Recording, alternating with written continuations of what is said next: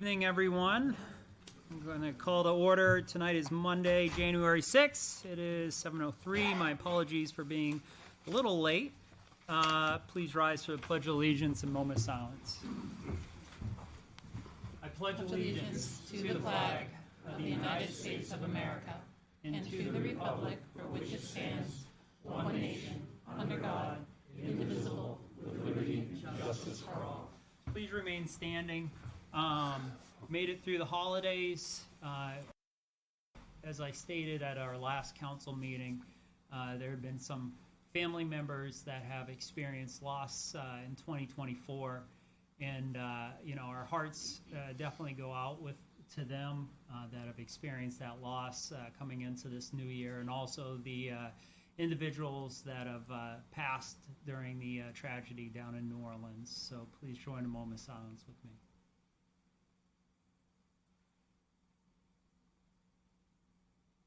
Please be seated. All right, folks, so we are going to go into public comment. We'll start out with the chair of the Utilities Committee, Mr. Lynn Wiles, regarding the community aggregation update. Good evening, gentlemen. Good evening. Hey, Kevin's right here.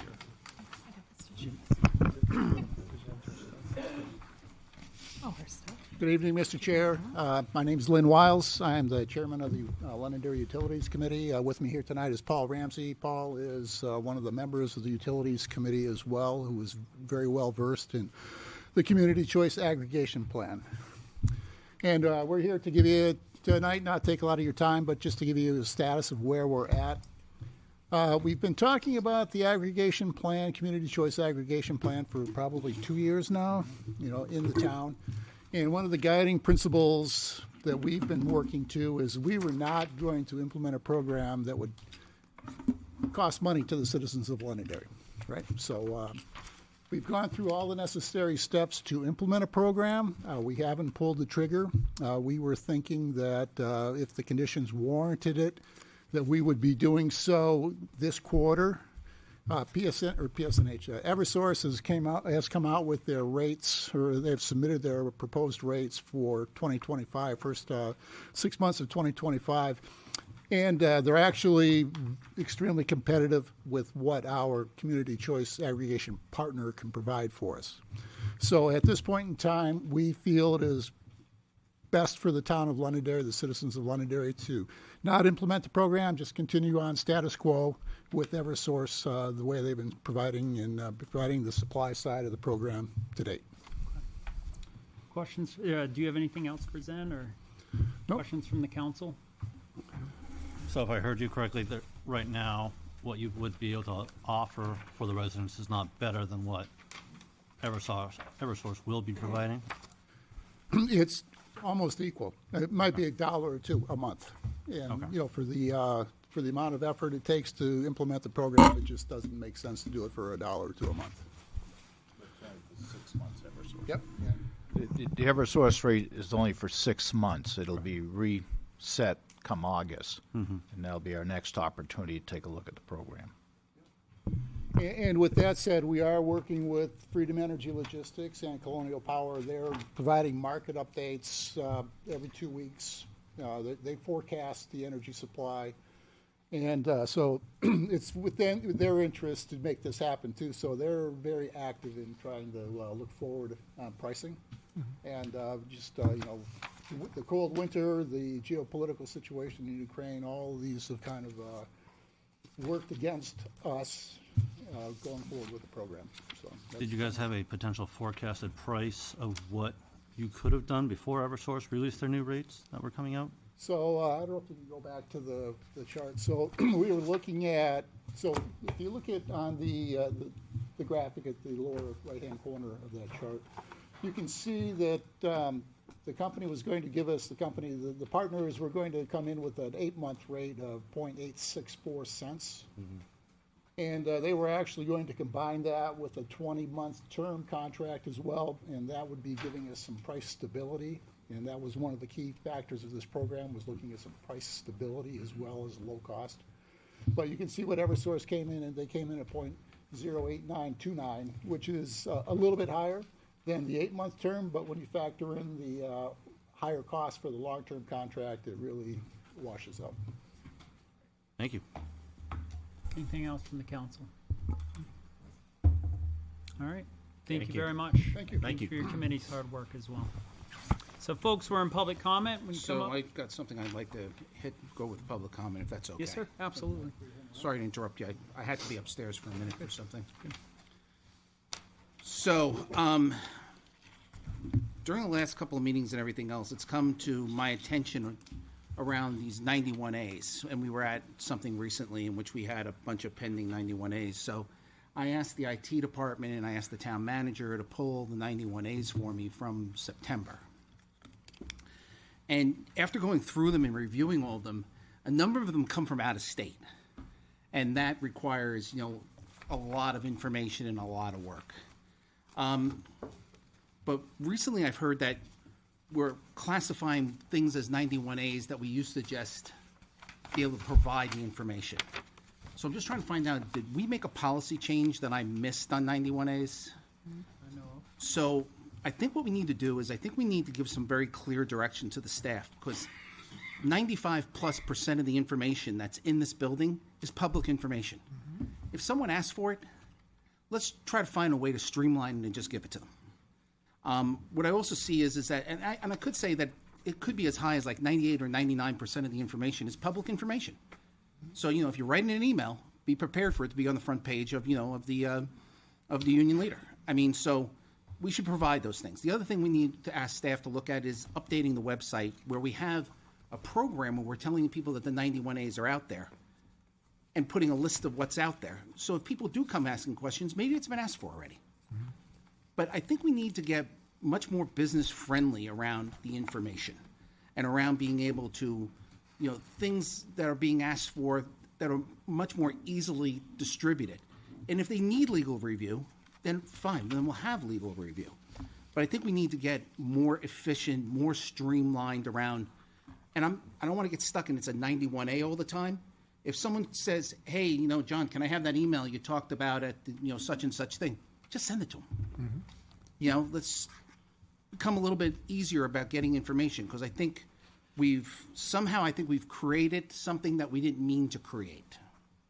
So if you guys are okay with that, if we can give staff direction that maybe by the next council meeting, they can come back to us with something that's more streamlined, so it's a little bit easier for people to get information. Mr. Town, I'm fine with it. I fully agree. Mr. Town Manager, 300%. Can you work on that for the next council meeting, or have your staff work on that? Yes. Thank you, sir. The other thing I wanted to address is this PUD housing thing.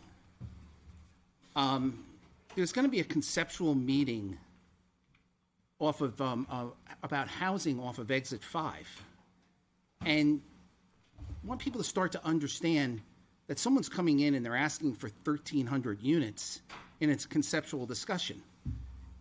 But the community has choices. One, does it meet our regulations? Just because you want to come in and you want to build 1,300 homes and use a PUD doesn't necessarily mean it meets our regulations. The other thing is, if you sit on the planning board of the town council and you haven't sat over at Poor Boys at the intersection in the morning or later in the afternoon and watched the traffic over there, what's coming through that intersection now is completely unmanageable. I mean, cars are lined up 30, 40 cars deep to come out and make a right-hand turn to go up and get on 93. That's the section they're talking about putting another 1,300 homes. Our infrastructure can't handle it. So if you haven't done that and you sit on either one of these boards, you need to go over there and sit there and understand that. What also needs to happen is that we have implemented something called development agreements. If you're bringing something like this, we as the town council, the people who negotiate those development agreements, that needs to be the forefront of the conversations with the planning board, not the back end of approval. So if they're approving it on the back end and then it's coming to the council, it really doesn't give us any advantage or any foresight into what's going on. So we need to be able to express to them that we would like to see these things happen earlier in the process. Tell the developer that that's what we'll be looking for. But we do have choices. Over 20 years ago, there was going to be over 1,000 units put behind Home Depot. And the community came out and said, that's not what we want. So we went to Superior Court, we had a special election, and we paid $2.6 million for that land. And the townspeople approved that. And we bought that land, and that's where the Nevins sit today, which is far different than the apartment complexes they wanted to build back there. So there are options. Just because someone comes and says they want to do this, we can have a discussion about buying the land that they want to build on if we don't think that we can handle what they're trying to do. We can open those discussions, and we need to think about those type of things ahead of time. The big thing here is that as a Dillon Rule state, we, the council, the planning board, we are limited by the state laws and regulations. Growth management, impact fees, building moratoriums, development programs, they're all antiquated at the state level, and they all need to be updated. We don't have the proper tools to manage the growth that's going on today in our community because those tools come from the state. I would urge you that there have been over 800 bills submitted so far to address different needs in the state.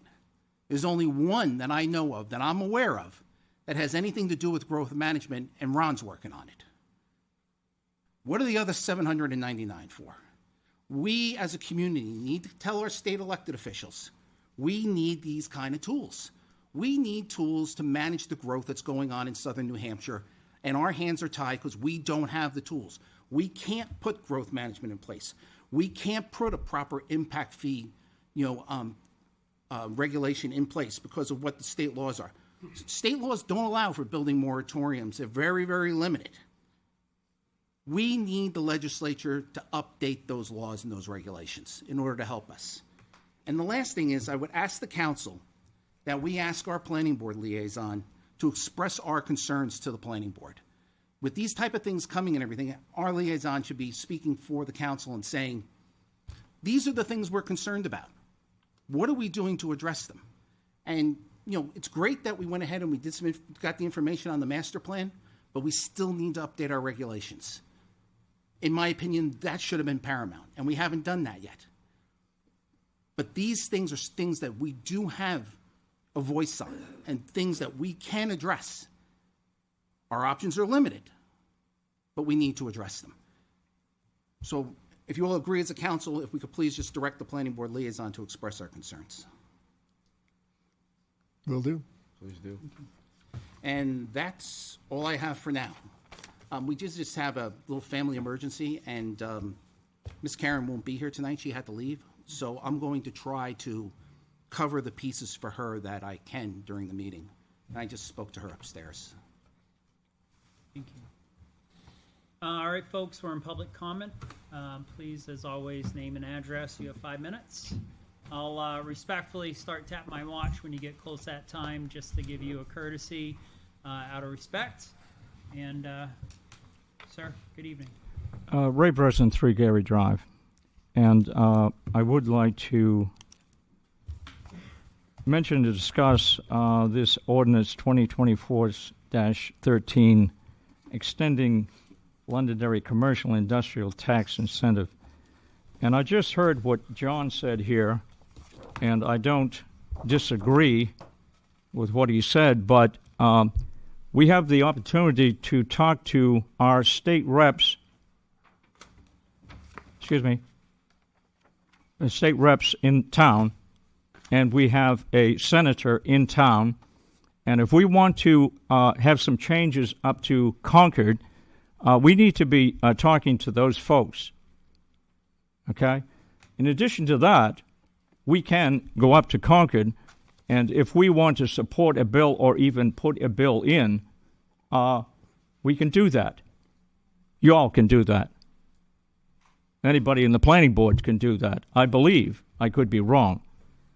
But we've got some serious problems here in the town of Londonderry with all this building that is taking place and moving forward now.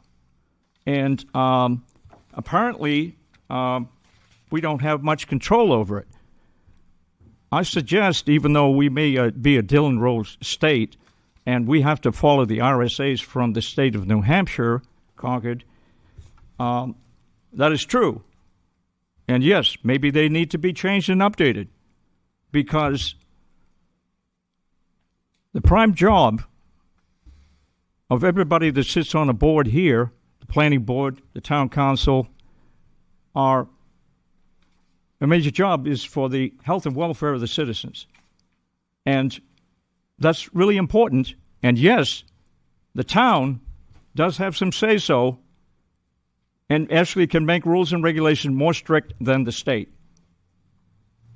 And if we're talking about health and welfare of the citizens, excuse me? It's not true. We're not allowed to make What? laws more stringent than the state. It's against state law. Do we want to have a conversation back and forth? I'm sorry. I'm just so you know, we cannot invoke laws that are stronger than state law. That's why I'm making the point that the legislature needs to change the law. I didn't say the town was making its law. I don't believe I said that. But we can speak. Okay, I don't want to take a lot of your time, but there's a lot going on. There's a lot moving forward right now. South Gilchrist, that's moving forward. Nobody knows whether the town got their money, what's going on. That's a legal issue. Nobody can disclose that. But we need to know some of these things. Certainly, you folks need to know. Maybe you do. Maybe you can't share it.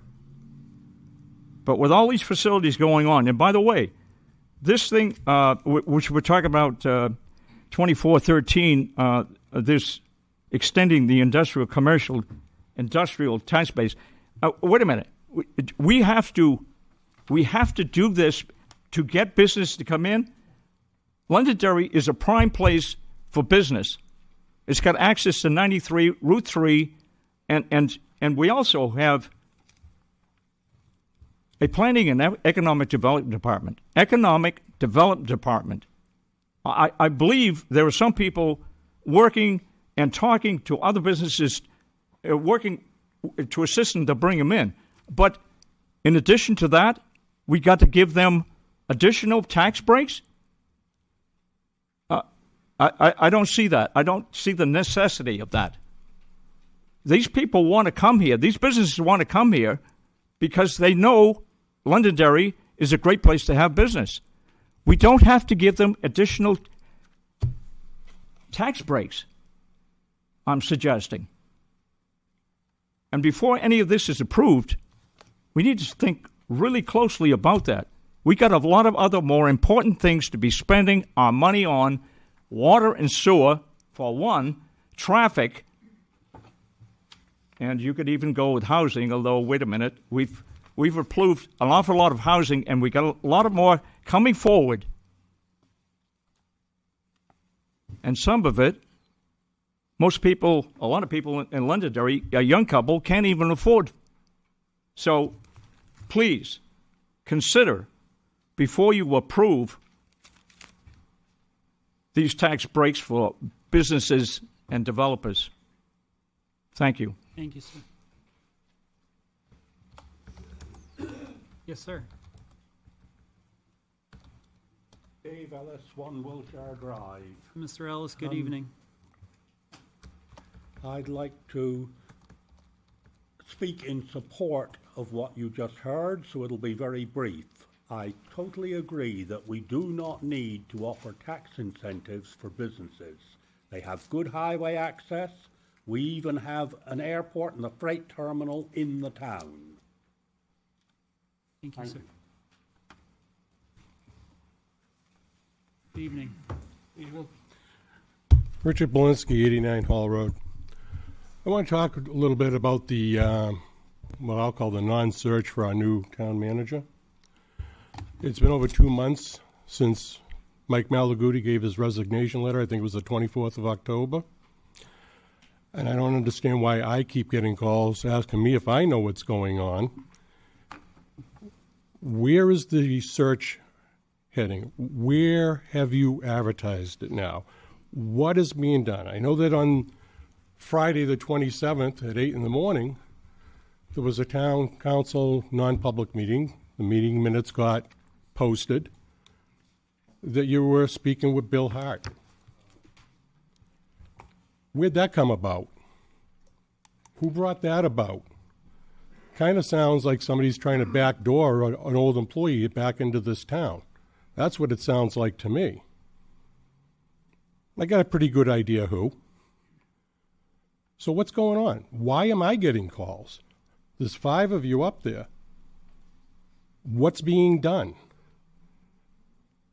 Over 2 months, people are wondering. And then that little show that was put on Friday the 27th. What's going on? Why hasn't it been advertised? Why don't we have a company out there doing a search? Do we have somebody on this council blocking that? What's going on? This isn't rocket science. It's not hard to do. It's going to take 2 or 3 months to do it. We're already over 2 months into it. It's going to be 6, 7 months. It's not how you run a business. It's not how you run a town. People of this town deserve and want answers. This blowing it off to week after week after week, all kinds of different things that are going on that get blown off and hope they go away. This obviously isn't going to go away. It's the town manager. So I don't know what the delay is. I don't know what that whole sideshow was on Friday the 27th. This nonsense has to stop. With that being said, the 91As that John spoke about, I don't often agree with him, but I will agree with him on that because I called up to get some information. I didn't do it as a 91A. I was given the information. I was given the information promptly, but I was told that all requests are going to be answered as 91As. And I said, that's foolishness. Does that mean you're taking every single request and running it by the town attorney and running up the attorney's bill?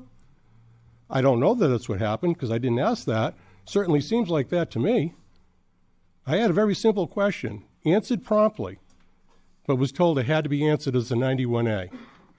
Again, foolishness. The games in this town got to end. I've been here going on 40 years, and I'm tired of it. I could get into 5 or 6 more things, including Gilchrist Road, that's been futzing around with for almost 2 years now. And the fact that, according to the restrictions on it, the town council and the planning and the conservation committee was supposed to be involved in negotiations if we sold off the rights. My understanding, at least from the conservation standpoint, is that didn't happen. Mike Malaguti signed the contract. There's no signature of anybody from this council on there. There's no signature for anybody on the conservation committee on there. Does anybody know what's going on with that?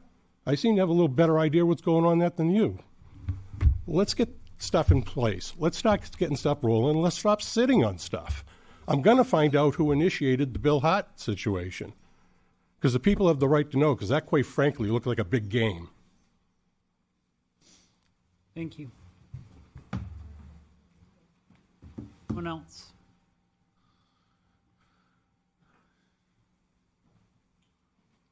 Good evening. Christine Perez, citizen, 5 Wesley Drive. In response to Councilman Farrell, I'm at almost every meeting. You have a state representative who sits on your board. Doug Thomas is here maybe 80% of the time. We all announced to you when our bills had to be in. I had several people from the town approach me about bills, but no one in the town approached me about any bills concerning building. Okay, bills are in, bills are being worked. We can do it next year, but also in response to that, I remember when I was complaining about the traffic with the 180 some odd units going on Gilchrist Road, I was told you can't stop people from building what they want to build. So which is it? If people own the land, they can do what they want, or we can do something as a town. Okay. Anyway, I made 4 phone calls to council members. I apologize, Councilman Coombs, I did not have your phone number. But I followed it up with a letter, and I'd like to read the letter. Gentlemen councilors, as a follow-up to my phone calls to 4 of you that I had numbers for, I would like to again express my concern that potential applicants are being interviewed in spite of the fact that there was been no official posting of the town manager position. It is my understanding that the position became available almost 2 months ago. It is, in my opinion, one of, if not the most important position in the town. Yet the posting was clearly not expedited. If you agree with the fact that this is an extremely important position, why has it still not been posted? I checked, it hasn't been today. The assurance of attracting highly qualified candidates depends on an individual's awareness of its availability. I look forward to your response. I did get a response from a couple of the town councilors, and thank you. And from some, I got no response. And it's my understanding that some of the council has been asking for it to be posted. I don't understand why we haven't had a town planner for a very long time, I think almost a year now. Yet that posting just recently went up. Are we trying to pick our employees? Are we trying to handpick them? Yes or no? Or are we advertising to get the best for this town? On another subject, the tax incentives. It's my understanding as well that we've been told that the commercial tax that we are receiving has gone down. So therefore, that has to be off, and if I'm wrong, correct me, but that has to be offset by the residents' taxes. So if your commercial goes down and you're not getting as much of that in, then of course the residents, the people, homeowners, have to make up for it. Why on earth would we want to give tax incentives to businesses? Now, you're going to talk about the movie theater. They're going to put another movie theater in there, whether you give them a tax incentive or you don't. They have a tax incentive in this town. The tax incentive in this town is the fact that no matter what you do in this town, we have no impact fees. We have no impact fees. So we don't need to give them an incentive. That is an incentive. And other towns do have impact fees, maybe in other name, but they have fees. We don't. My understanding that we made a mess of one years ago, well, learn from your mistakes. This doesn't look good. It just doesn't look good. And don't blame it on the state, because the state has nothing to do with you looking for the appropriate people, and I don't mean you individually, to fill positions to make this town run like it should run. Not having a planner for almost a year or over a year in a town that is growing like crazy is absurd. And yes, I know we've had someone coming in that we're paying an exorbitant amount of money to. I won't even get into the developments that are going on and PUDs. As others have said, we need to get our act together. Christine, your time. Thank you. Thank you. Everyone else, please come forward. I went to my state without counting once, didn't I?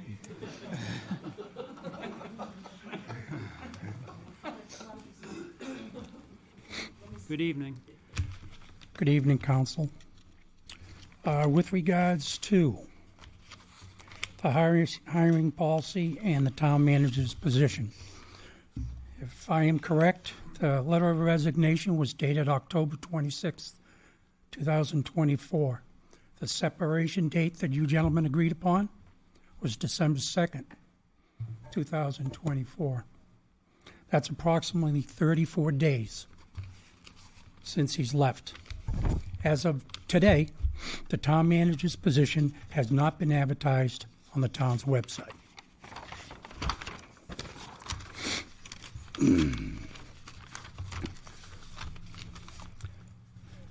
The primary issue here is the lack of leadership from the chairman.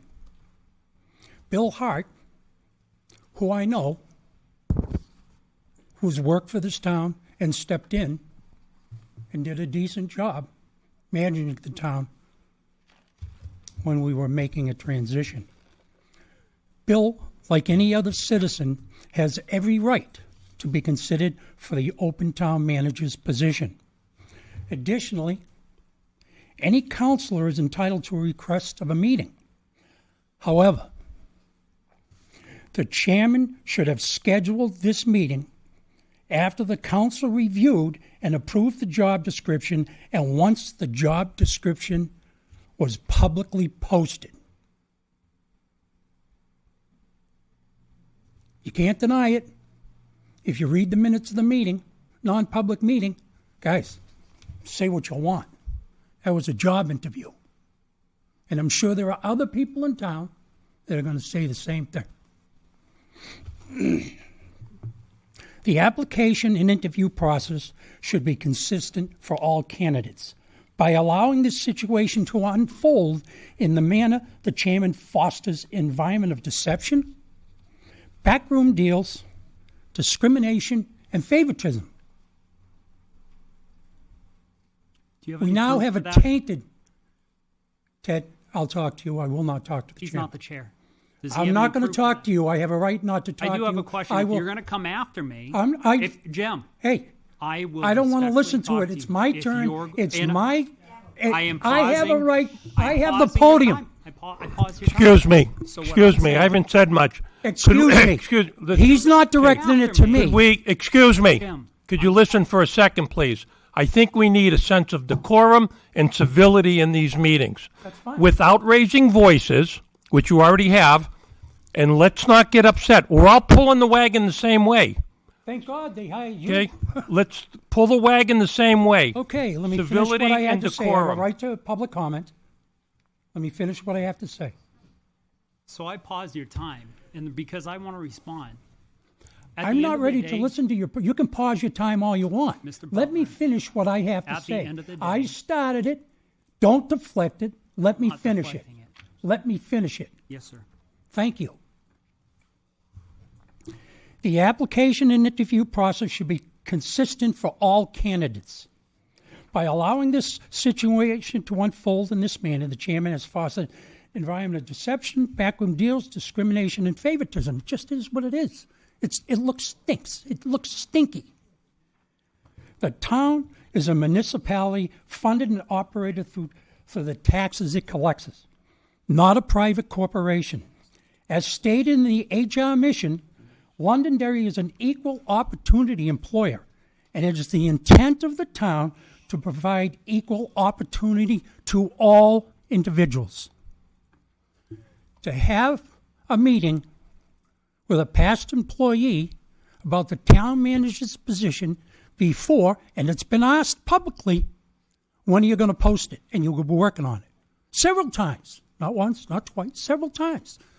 Just look at the meetings. Terrible, terrible decision. Because now there are people in town that are upset about it. And they're saying, oh, here we go. Here goes the backroom deals. I've been accused of it. And that's not the case. So, gentlemen, take it for what it is. I'm looking forward to a fair and equal application process. Thank you very much. And I couldn't agree with you more, Mr. Butler. I just would like to see the evidence of the accusations made.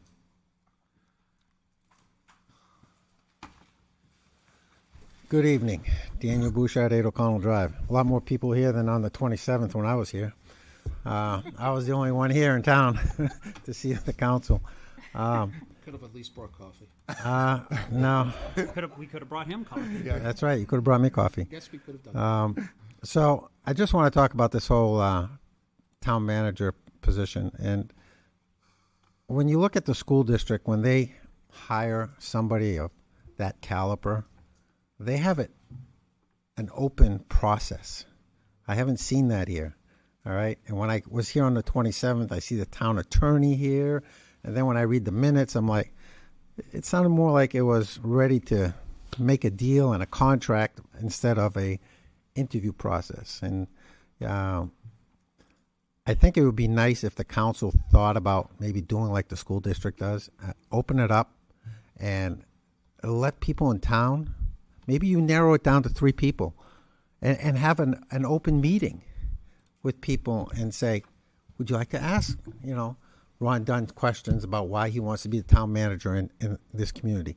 We're facing a lot of issues in this community. I mean, 1,300 units on Auburn Road, it's not something that the town can sustain. I mean, so how do we work with that? I mean, John brought up all these things about, all these issues that we have, and we'd like to change that with state law, but you need a town manager who is going to work for our community. And it's interesting because during the week I happened to talk to a resident in Londonderry who's been here for almost 20 years. And I've been here over 40 years. And this gentleman, I tell you, he'd be one heck of a town manager, but he doesn't know how to apply for it, because you guys haven't posted it. Bill Hart came in and, he's been in the town before, but I think you need to open it up and look what's out there. That's my suggestion, and I would hope that you would consider that, maybe doing something like the school district does. I mean, they're pretty open, and it's nice when they do that, because this is a very, very important position for this community. Thank you. Thank you. Anyone else? Real quick, if I can, I'm going to read an email that was sent earlier today. So someone had asked about the town manager. I figure since there's several questions, I'll quickly talk about that. They had asked some questions specifically about does the council intend at this time to publicly post town manager vacancy? The town manager, HR director, been instructed formally or informally by the council to create and publish the posting. Can you tell me when the such posting will go live? My response to that was, thanks for your thoughtful follow-up questions, which I truly appreciate. I want to clarify that HR director has been in complete partnership with the town council throughout the process and has not been directed to post the vacancy at this time. She has significant responsibilities in the hiring process for all town employees, and her collaboration has been essential. The town, and this was this afternoon. So the town council is actively working on the matter and identifying a process to move forward. The town charter requires us to have a town manager, and we are committed to fulfilling this responsibility. I cannot provide specific dates or details just yet. I anticipate an update will be provided in short order once the council reaches an agreement. So it will get posted tomorrow. All right? Thank you. Sorry for interrupting you. Martha Smith, 38 Shasta Drive. Good evening. I think that this public comment session tonight has been excellent.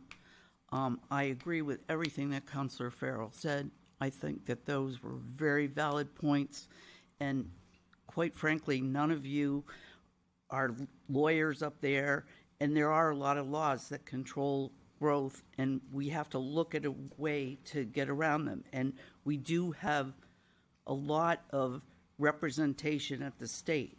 I mean, we have the largest legislature in the America, but that we've got a lot of people up there that should have a very valid interest in making this town work. And they don't, Ron Dunn has been very good about informing the public and having sessions with Christine also. That was the very first time that I had any counselor really inform us what was going on. And I don't know if they're informing you on a regular basis, but they're certainly not informing us as their constituents. And about the tax incentives for the commercial businesses, I don't understand it totally. I don't understand why it's necessary to offer that to businesses. I agree with some of the comments that have been made about the closeness to highways, airports. There's many benefits about being in Londonderry. But also, I've lived here for 40 years, maybe a little over 40 years.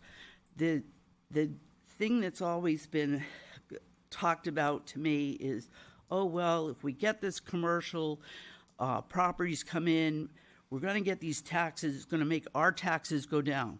Well, my taxes have not gone down since I moved to Londonderry, and I'm not complaining about paying taxes because I know everybody has to pay taxes.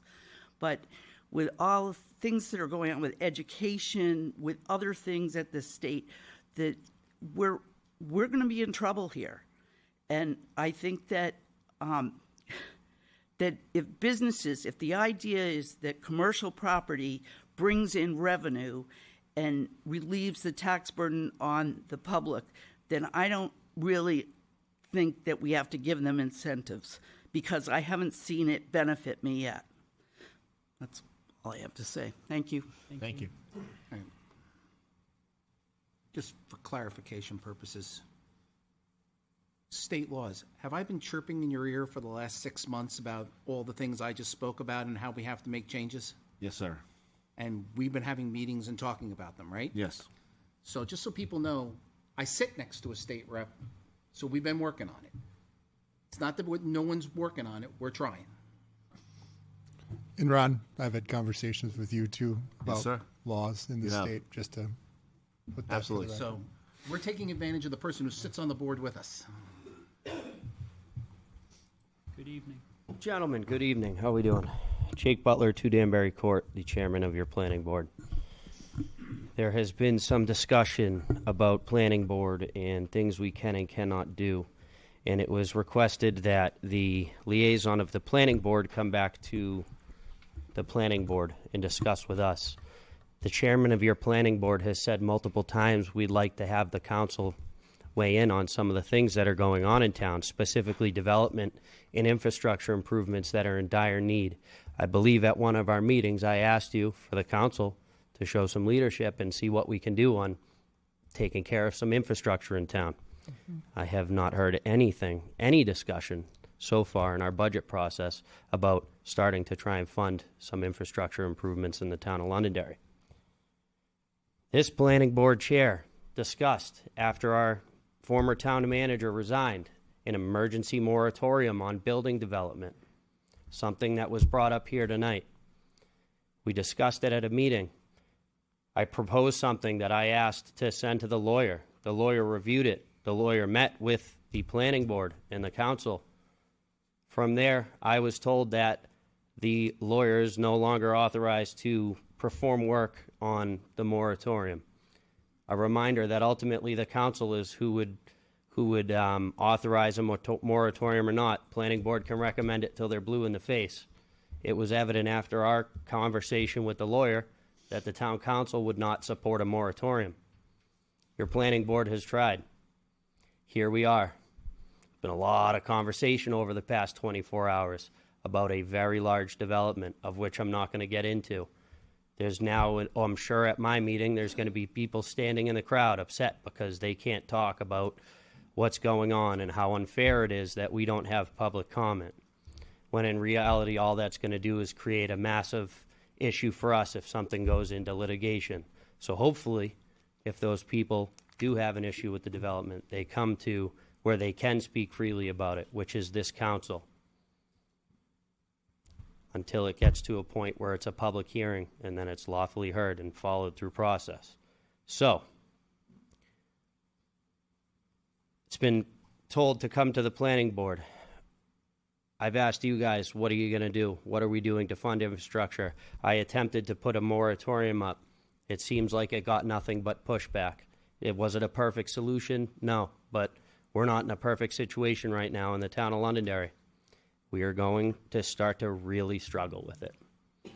And here we are today, talking about it.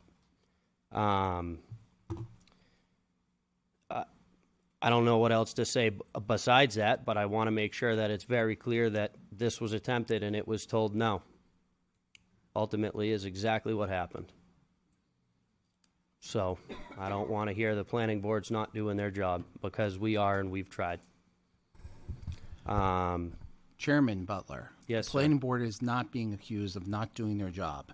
Emergency moratoriums have a very limited scope and a very, very complicated legal process and a very, very complicated court process and laws that are on the books and decisions that are on the books. An emergency moratorium is not what's needed. What's needed is a proper piece of legislation that gives communities the ability to be flexible, and we do not have that today. I'm not going to speak for the lawyer. I don't disagree with you that it's something that's very needed, but it was evident through conversation with the lawyer that we had grounds of an emergency moratorium that she felt as though would work. I'm not going to speak for what the lawyer gave on legal advice, because That's fine. But I would respectfully disagree with the analysis of what the lawyer is saying. Okay. All right? Not a problem. What we're trying to do, what I'm trying to state to is that we need proper regulation that needs to come from the state. Mm-hmm. People can say I'm blaming the state. I'm not blaming the state. I want proper regulation. That's why I've been speaking to Representative Dunn. The emergency moratorium law, as it exists today, does not give us the needed parameters, and it's only temporary. Mm-hmm. It's not like we can't turn the faucet on and off, and it's very stringent, and it's been defeated in court. So there's a lot of exposure. So and I'm not disagreeing with you. What we were I'm saying asking, I need a better tool. What we were asking for is the tools that because I can't do anything that the state does, but what I can do is look and say, okay, what can the planning board do? I can't recommend to him, I can't make the state do anything, but I could at least give something to the council and say, hey, let's make a decision on this, right? And with what you did, I went to him. Yep. And ultimately, I agree, we need to make ordinance changes, and we are trying to work our way through ordinance changes. But with that, I know it seems as though you and I disagree about the importance of the master plan for that, but our master plan is identifying these things that we need to change so we can start to begin to make ordinance changes through results of a master plan. So that's exactly why we needed to put it first. But this building moratorium would have given us a little bit of time to breathe. We have none. We have none, and we have no town planner. Again, it's not a blanket moratorium. The law does not specify that. It specifies very specific things. I don't want people to walk out of here saying we can just blanket moratorium the town. We're not allowed to by state law. Okay, just want to let you know where the planning board has tried their part. Thank you. Thank you, Chairman. For a second, I got a question for you too. We can't do a Q&A. Tom Esty, We- 9 National Can, Road. can you please, What's that? would you please mind directing the comments to me? Say that again? May you please direct the comments to me? Well, he's on the planning board. My question was, with the whole Woodmont situation, and maybe Kevin could answer this. So, weren't we told in the beginning, well, actually in the very, very, very beginning, Woodmonts, were they not supposed to have their own fire department, police department, and then we were told we were going to have all kinds of restaurants and stores? Is that correct, or am I missing something? No. I thought it was supposed to be like, kind of like Tuscan Village. Yes. No. Kevin. All right. Tom. Tom. I can talk in the hallway. Please. Okay. The next thing was because everyone's seen is Gilcrest Road. Now, years ago, that was put into that was conservation easement, correct? Yes. So, was it really ever explained clearly to the people who voted for it when it was put into easement that the the person who sold it to the town, they could buy it back? Because I've always voted my whole life. I've been here 57 years, voted since I was 18, and I never remember ever hearing that, oh, well, if the builder wants to buy it back, they can buy it back. Well, so are we selling it back to them basically for the same price? Can anyone answer that? Because, I mean, that's kind of stupid, isn't it? Sell it back to them for... Can anyone answer that question? The man who purchased it passed away. He what? He passed away, the man who purchased it. No, the man who Elmer Pease, who sold the land to the town through the vote that we had, passed away. So Elmer Pease, who sold, what I'm saying is, you're asking if the man who sold it to us is buying it back. He's not. He passed away. Yeah, but isn't the son building it? I don't know who's building it, but I'm telling you, the man who did the agreement with the town that did it through the vote, and we purchased the land from him, he passed away. So I can't. There again, it was never explained properly that the builder, that we would sell it back to a builder. To me, conservation easement, and when people hear it in this town, conservation easement means, hey, the land's not going to be built on again. That's the way I take it. Can we please just have a little bit more organization? Things are starting to get slipping away. So I was just wondering if that could be explained, but if no one has an answer, whatever. I just think the whole thing's just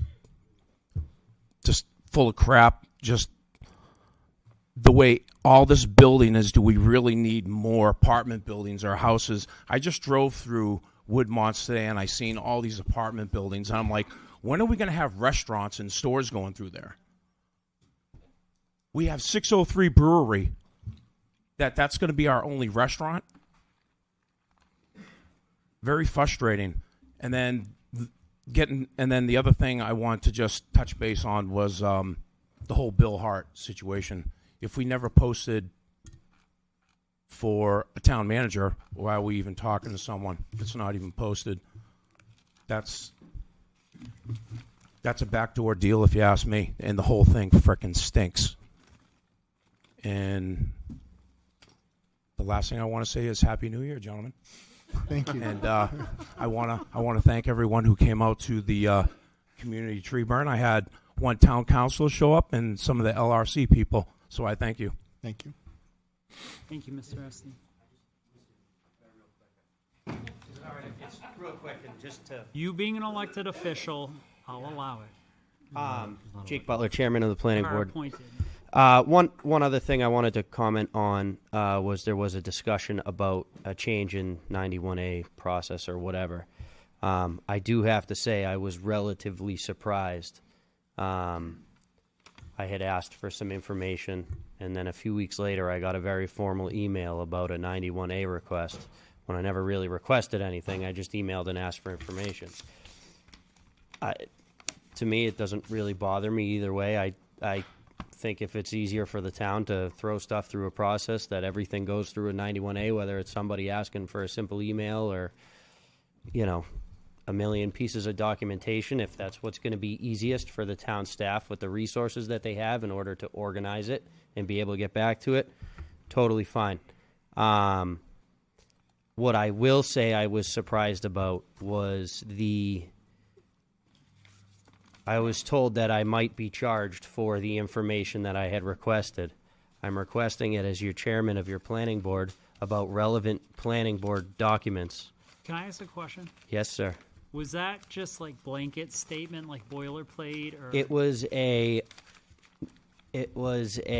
email was boilerplate. This was in conversation, and I said to our assistant town manager touched base with me the other night because it's taking some time to get the information. I said, not a problem. All you got to do is just stay in touch with me. It's that simple. And she did say, and I said, I get it. You're just doing your job. You're saying everything you have to say. No big deal. But I was certainly surprised to hear that there's a possibility I could get charged for this information. So as part of my review that I just did, it was one of the things that came to my attention, and that's one of the reasons I've brought this up, so that it would be re-looked at and we could streamline the process. I did review what was sent to you when I asked for all that, and that's one of the reasons I brought that up tonight, because I didn't understand. Yeah. Why. Neither did I. I didn't understand. Like I why- said, I have no problem with it. I think if it's a process that works for the town and it works for Cheerston and the people who are directly involved in this, if that's what's easiest for them, And that's so why be I asked, it. why is a member You know? of one of our boards having to do this, and that's one of the reasons I brought it up tonight. yeah. And Without again, getting into the well, I details was of it. surprised if that's how it happens. I have no problem with it, but We'll have a good conversation. at if the you next charge one. me about it, I won't be as happy at the next time I'm at this podium. All right? Thank you. Thank you. Anyone else, please? Tony D. Thank you, Mr. Chair. Tony DeFrancesco, Cheshire Court. Tom stole my thunder. I also wanted to wish you a Happy New Year. And right now I want to go on the Wayback Machine, way back to 55 minutes ago, when this whole Exit 5 thing came up, and I want to talk about process, please. And so, I am, full disclosure, I am a member of your planning board. Planning board works for the town council. And the planning board, just like you all, are not allowed to talk to each other. Because if more than 2 members talk to each other, then it's considered a meeting. And that's not allowed to happen. So applicants, when they want to broach a subject, an applicant most of the time being the actual landowner who is already paying taxes on a piece of land, when that person wants to come and have a discussion, the only chance the planning board has to have a discussion is to have the applicant, who is not yet an applicant, by the way, come to the planning board and say, hey, I own this land, and I'm thinking of doing this. What do you think? Can I get a consensus? That would be, for you folks, considered a workshop session where there is no public input, because you all, just like the planning board, don't have a chance to talk to each other except in these meetings. It's open to the public, but the public, particularly in the planning board, cannot have the conversation if the person bringing a set of plans, who is not yet an applicant, wants to just talk about an idea. And so when the 50 or so text messages that I got today saying, what's up with Exit 5 with the 13,000 houses being built and 97 800,000 square foot commercial buildings, what's up with that? Auburn Road can't take it. My comment was, haven't seen it yet. I know it's going to be a discussion at the planning board, but there's been no decision, and yet there's a lot of people all day today, and all weekend actually, running around with their hair on fire for a project that hasn't been proposed yet. The landowner and the developer want to come into the planning board and say, what do you think? I don't know what the planning board is going to say, because I can't talk to the planning board members.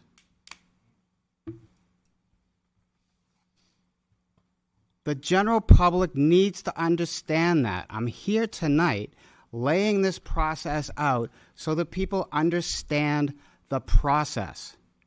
You need to let the process happen.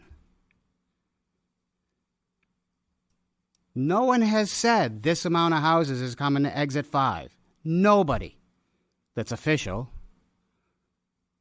There's a bunch of unofficial people running around saying, oh my God, look what they're doing now. They're putting 1,500 houses up at Exit 5. Nobody's doing that. Please understand the process. Please help people understand the process. I would be willing to, again, go on public access to lay these things out for folks so that it can be seen. Last time we did it, up to 7 people watched it. But there's no other way to do it. There's no other way there's no other way to get the information out there so that people understand the system. And we have not, the planning board hasn't seen anything, hasn't approved anything. If it is a PUD, y'all are going to have to approve it anyway, because the planning board can't do that. Nothing's really even been proposed yet. It's a cartoon drawing, from what I understand. I haven't even seen it. Happy New Year. Thank you.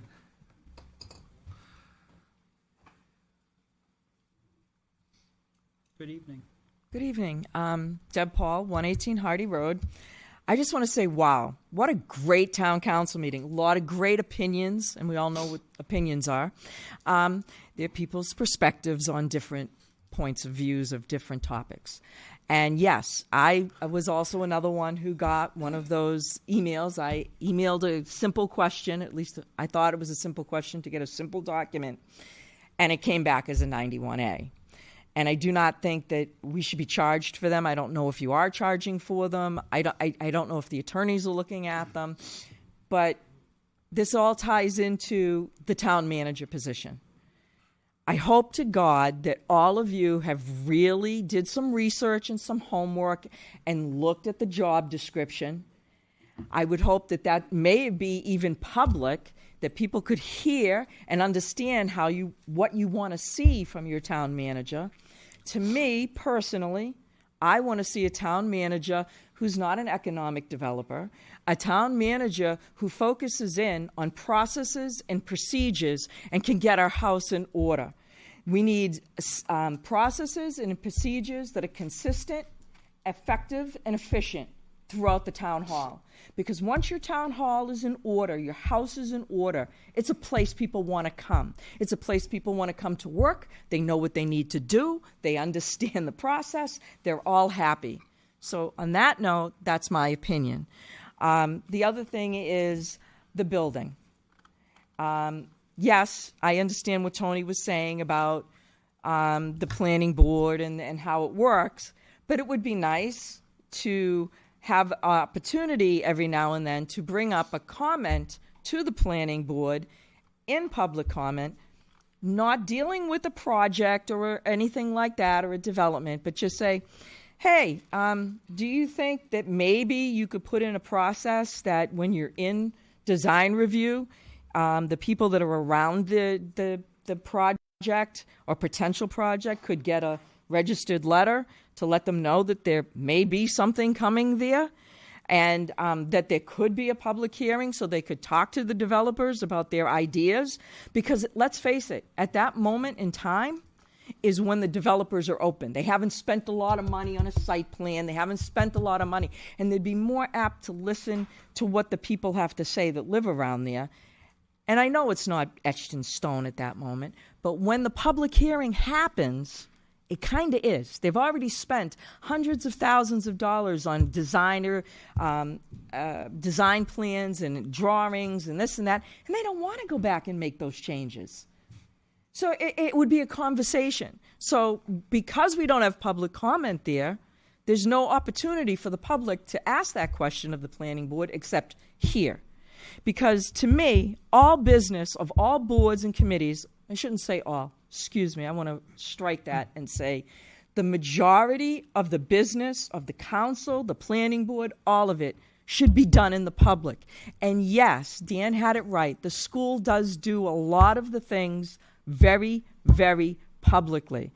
And that's what happens when people get angry, is they see your answers to questions. They don't know how you got there. They see no dialogue, no conversation. They just know that, oh, this is the first reading. Yeah, we want to do this. Well, how did you get there? Why? What were the reasonings behind it from each one of you? Not just the chair saying, this is what we've gathered for data and this is how we see it. We want to see how you guys got there. The business of the town is to be done in public. If you want people to trust you, then be public about it. You're going to make mistakes. You're going to make screw-ups. you know what? You fess up to it. You be held accountable. Yeah, I did it. I made a mistake. I should have read that better. I misunderstood it. Everybody's done it. People are forgiving. But people, once they feel that you're hiding something, that festers. And that becomes nasty. And that becomes rumor and hearsay. And it's just nasty. So if anything, please, guys, try to do things more in the public.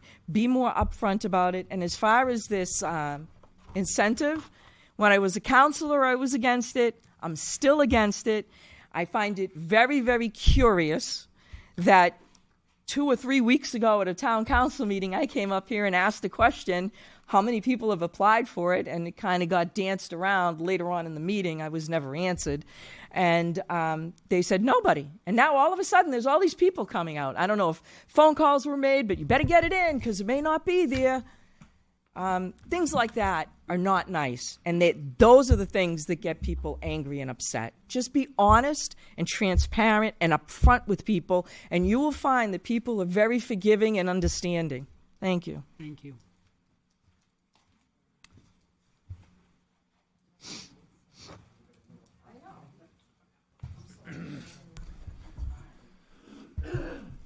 John Grennan, 14 Jewel Court. It's been a great meeting tonight, to be honest with you. I want to thank Councilor Farrell for your comments about the 91As. I thought it just cleared the air. It's just fantastic. It seems like everybody's really on point tonight. Number two, I wanted to thank everybody that's here, including Town Hall staff, for all of the work that's been done on the budget.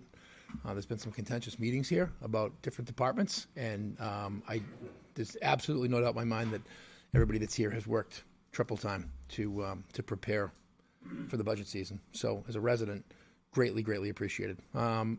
Two things that I wanted to say on public comment. Number one, there's been some discussion about fire department staffing, which I think is important, and it comes up a lot. The 13 versus the 12. I hope as a resident that I believe the corrections have been made moving forward, but I hope that staffing the fire department at 13 is still something that's important to the council, and it's important to the fire chief. I look at the near tragedy that happened in Bedford with a police officer getting shot the other night. It's really the prime example of that person can't wait. They just can't. They have to have that help there. And those situations happen in this community also. So I hope on behalf of the firefighters in town that the 13 is still the number moving forward, and that the town is doing something with the town's budget to make sure that's still occurring, because it's a concern as a resident for me. That's number one. Number two, as far as the town manager situation, I wanted to say that I, as a resident, an interested resident, had reached out to the HR director. I got an impressive response back. Quick, fast. I don't know that woman. She's a pro, and she got back to me like that and answered my questions, which I really appreciated, and she should be applauded for it. And again, I don't know that woman, but I wanted you to know that. After reading the minutes of the meeting where a former town employee was brought in, I had seen something on there that discussed relocation expenses, and as a community, we had a very difficult time putting Christmas lights on the common and figuring out where that money was going to come from. And I thought to myself, if there is a position here for a town manager where the charter says that they should live in town, to have a discussion about a relocation expense for a job that hasn't been posted with somebody that may apply for it, that has been here at the town before, the optics were not optimal for the town. And I had come here a few weeks ago to say that when a family member in Boston is watching Channel 7 and the optics on Londonderry are poor, and then something like that occurs afterwards, it was a bit concerning. So there are people in town that are interested, and I'm hoping to dear God, because the town charter says it, that there will be a residence preference for folks that are interested in applying for this position. I think it's an important position, and there's two types of people in this town. People that were born and raised here, or were lucky enough to be born and raised, the original townies, and God bless them all, and then the rest of us that have been accepted into the community and chose to move here. And in my opinion, you can't have a member of the town council that doesn't live here. You're an elected official, and the town manager has to live in this community. The town manager has to understand what goes on 24/7. The town manager has to be concerned about when you hear I get concerned if I hear sirens on a Sunday.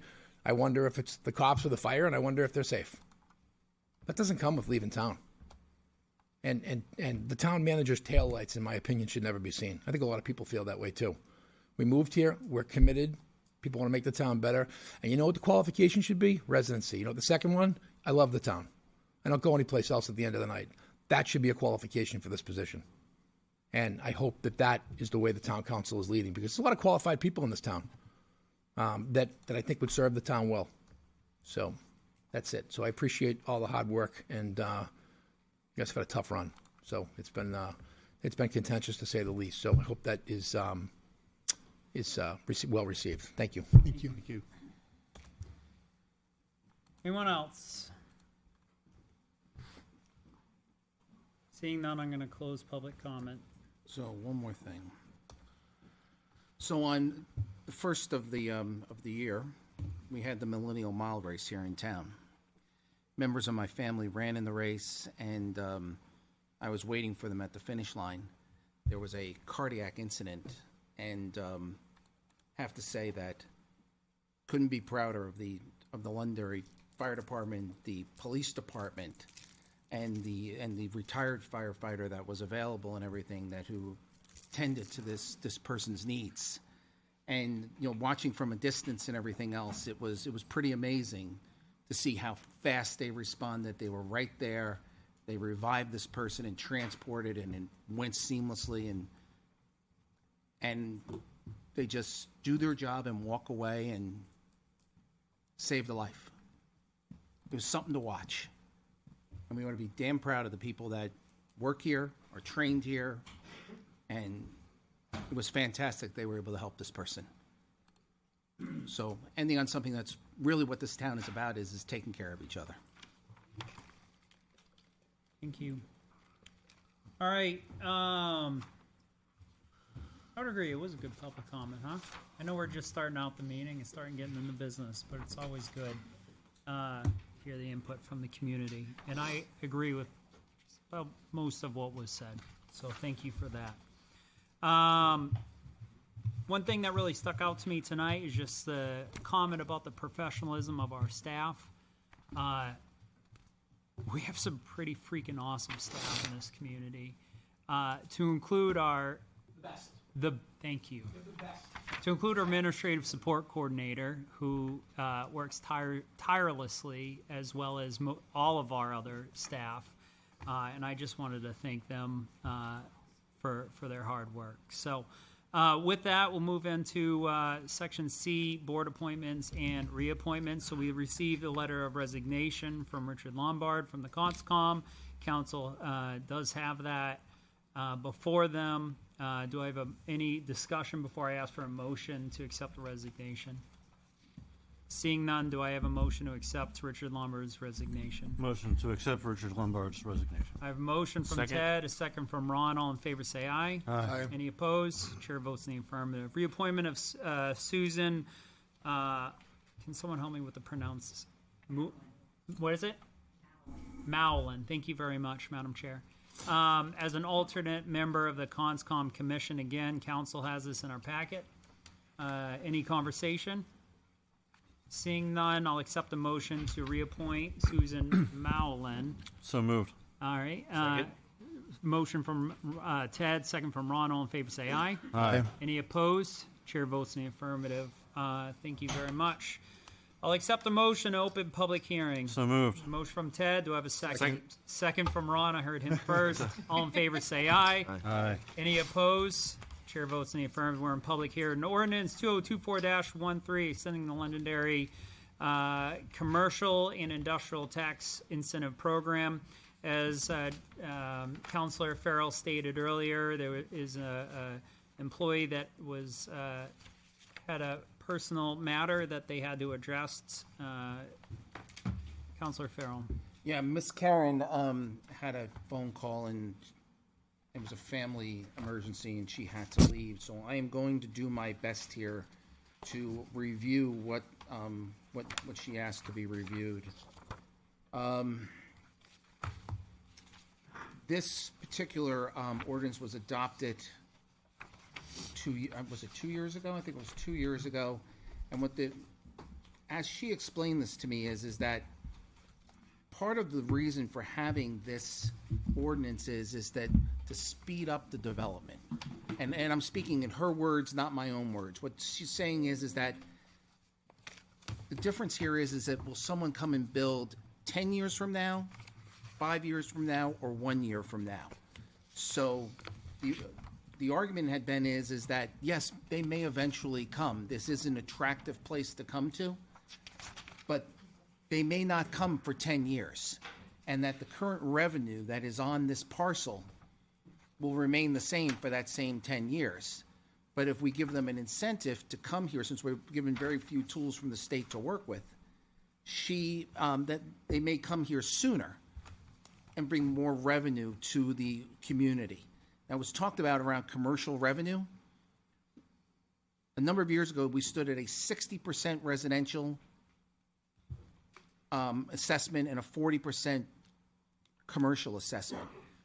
We made the change to move from 5-year valuation to 2-year valuations in order to stem off the abatements from the commercial piece. Assessments have to stay between 90 and 110% by state law. If we fall below 90%, the commercial properties will start to file abatements. The way that the court cases have gone is that we lose those, and we wind up giving abatements to the commercial pieces. But if we stay balanced between 90 and 110%, we don't. As an example here is if you look at our commercial base, just using the Pettingill Road area as an example, the power plant, the Eversource Utilities, FW Webb, Pratt Whitney, EFI, Bellavance, and some of the other surrounding properties come out to about $13 million a year in taxes. That's about 10% of the revenue we need to run the town.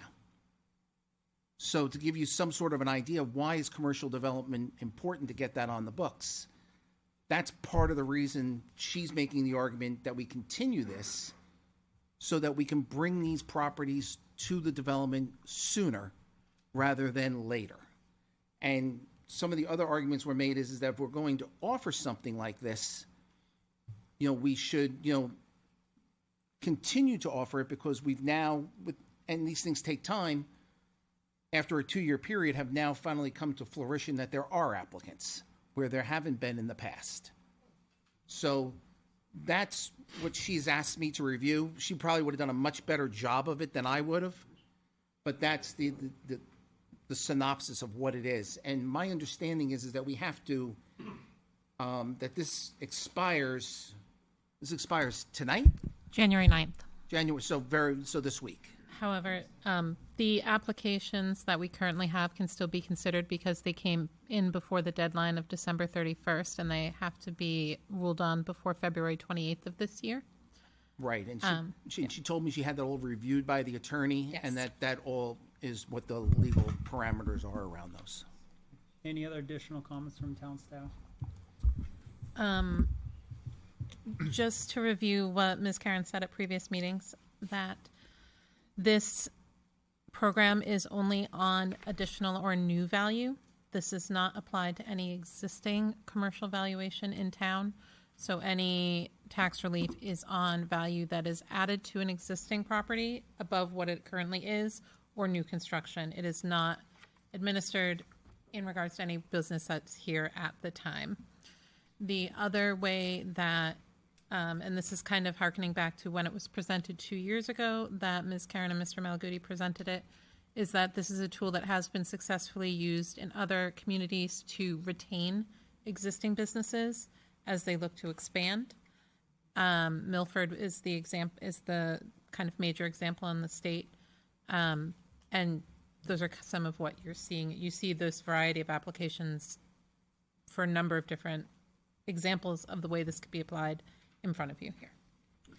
Thank you. All right, so we're going to go to the public. Again, name and address, please.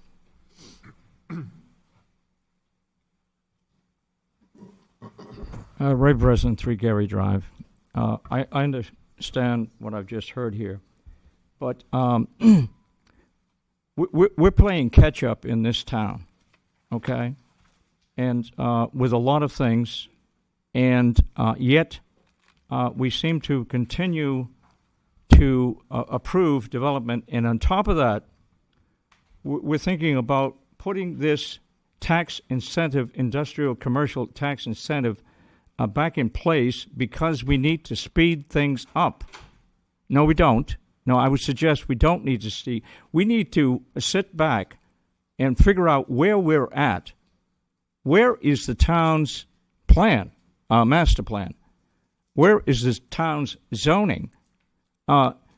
Before we continue to market further development and entice further development to come in, to put further burden on all the departments in this town, police, fire, DPW, potentially schools, and other things, not to mention safety, not to mention all the safety issues with traffic that we have right now that has been brought up at this meeting by others, and to continue to entice further business to come in with the justification that it's going to provide tax base. Tax base is good.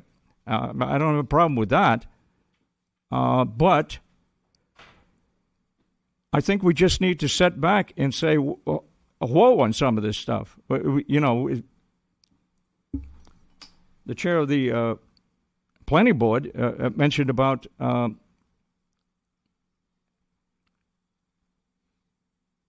slowing down, and we're told we can't necessarily do that. I think we'd really need to think strongly about this and where we're going. We're working on a master plan, but it's going to take a year and a half, maybe 2 years, to figure that out. In the meanwhile, we're dealing with all of this. The zoning regulations, yeah, maybe they need to be changed and updated. And yes, we need to be working with the state reps and others. So please, let's really consider where we're going in this town. Thank you. Thank you, Ray.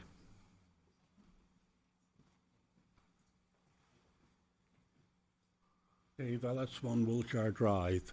I just heard that the purpose behind this is to accelerate development, to get people to come, these developments to come in instead of being in 2 years' time, to start now. This program's been around for a while, previously, 2 years. How many instances have we actually got where a developer has come to the town and been persuaded to start earlier because of the tax incentive, rather than just taking the tax incentive and starting when he was going to start anyway? Have we got any tangible, provable example? We have 5 applications. You've got 5 applications here. I can't answer your question of whether it made them go faster or not. That was something, I can't, Ms. Karen would know more about that than I would, but Yeah. I know we have 5 applications. I would suggest before we renew it that you find out if there is a provable case of a developer moving his timetable forward, whether it be 6 months or a year, just something provable, because I suspect you'll find they were going to develop anyway. Thank you. Good evening. Good evening again. So Kirsten just said this is going to be for new buildings? Correct. This is for new or improvements. Yeah. Okay, so, all right, because I was confused, because Let me when I... clarify that. It's for new construction, additions, and renovation. Okay. So in other words, had Wirebelt stayed here in town and decided to expand their building, they would have qualified for something like this. Okay. Could have if they met the dollar amount. If they met the criteria of the ordinance. All right, so I understand what you're trying to do is trying to speed things up, trying to get some of this commercial property developed, okay? But this has been in effect for a while, and I'm looking at the list that's up there right now. Orchard View Drive's been there for a long time. 15 Pillsbury Road, that's been in the works for a long time. So it's not like we're gaining anything out of this. And when I look at the commercial versus residential, we're high on residential, not so high on commercial, What do you mean high? as far as getting taxes from, right? We get more taxes from residential than we do commercial, correct? So to answer your question, based on a recent examination that Yep. I did, I'm working with the assessing department. Okay, and that's with scary. Kristen. No. It's 69% residential, 31% commercial, down from 60-40. And a lot of that, if you listen to the assessors, a lot of that has to do with obviously what's happened in the residential market, and that the commercial market is not growing, the valuation of the commercial properties is not growing at the same pace as the residential properties. So that's why you see the shift. I mean, Bob Slater's in the room. He heard me track this with the school board going all the way back to 2016. And this is not only a trend here in Londonderry, it's a trend through the whole state. Okay, so I guess I'm trying to, And I'm having a hard time understanding this, John, because if you're, Here's the solution. So better to give you the solution, right? The solution is if we had a state law that allows us to be able to have a different tax rate for commercial than we do for residential, that would be extremely beneficial to the communities and to the residential taxpayers. okay, but we don't. But we And- don't, so we're stuck with what we have. Okay, and what I'm looking at is, since majority of our residents pay the taxes, and we have less commercial paying taxes, correct? Am I on the right track here? Yep. The percentage of the total revenue of taxes is 31% commercial, 69% residential. Okay, so by giving tax incentives to commercial to come in, aren't we adding more tax burden on the residential side? No, it'd be No. more on the commercial side. So as an example, inclusive. That's why I'm trying to figure it out. Inclusive of transportation for the school department. Yep. Based on the number of pupils they have right now, you're looking at about $22,000 to educate a student, including transportation. So if I build one home with one child that pays me $12,000 in taxes, I'm $22,000 on that child. Okay, you don't If get- I have FW Webb that pays me $1 million in taxes. I understand that. And I have almost no services needed and no children, I offset my residential tax burden by having these. Okay. That's Let me the clarify concept- this a that's little the bit better. concept behind it. I understand that. Let me clarify this a little bit better. So we have on Industrial Drive 80 acres, commercial, not developed, for example. Okay? And it's just sitting there. We're not getting much for taxes out of it. Correct? If it's not developed, no. No. Okay? So Company X wants to come in and they want to put up a building up there, and they're going to say, hey, give us a tax incentive for us to come here. What benefit is that really of the town to get that big tax incentive? It's new, Because- it's new revenue that we did not have before. I know, Ted, but what I'm saying is, let's say that their tax incentive would have been $1 million.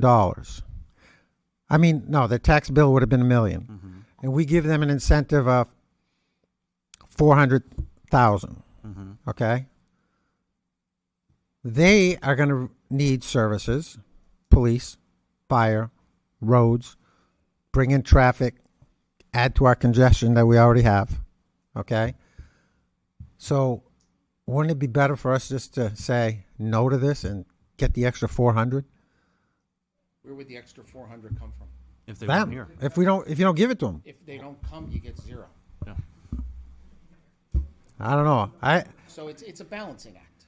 I know it's a balancing act, but it doesn't sound really Excuse me. a great. Can you ask the people, Yeah, to I was please? just about to. Thank you. Yeah. All right, everybody out there, you'll have your John, time. I got it. Thank you. I know this is confusing, but Can I just pause you for a minute? yes. We are in a public hearing. Everyone has a right to come up and talk. You're more than welcome to. I just ask that you guys please have some respect to include everyone in this room when someone else is talking. I personally not the bright. I promise you, I'm probably the least brightest person in this room.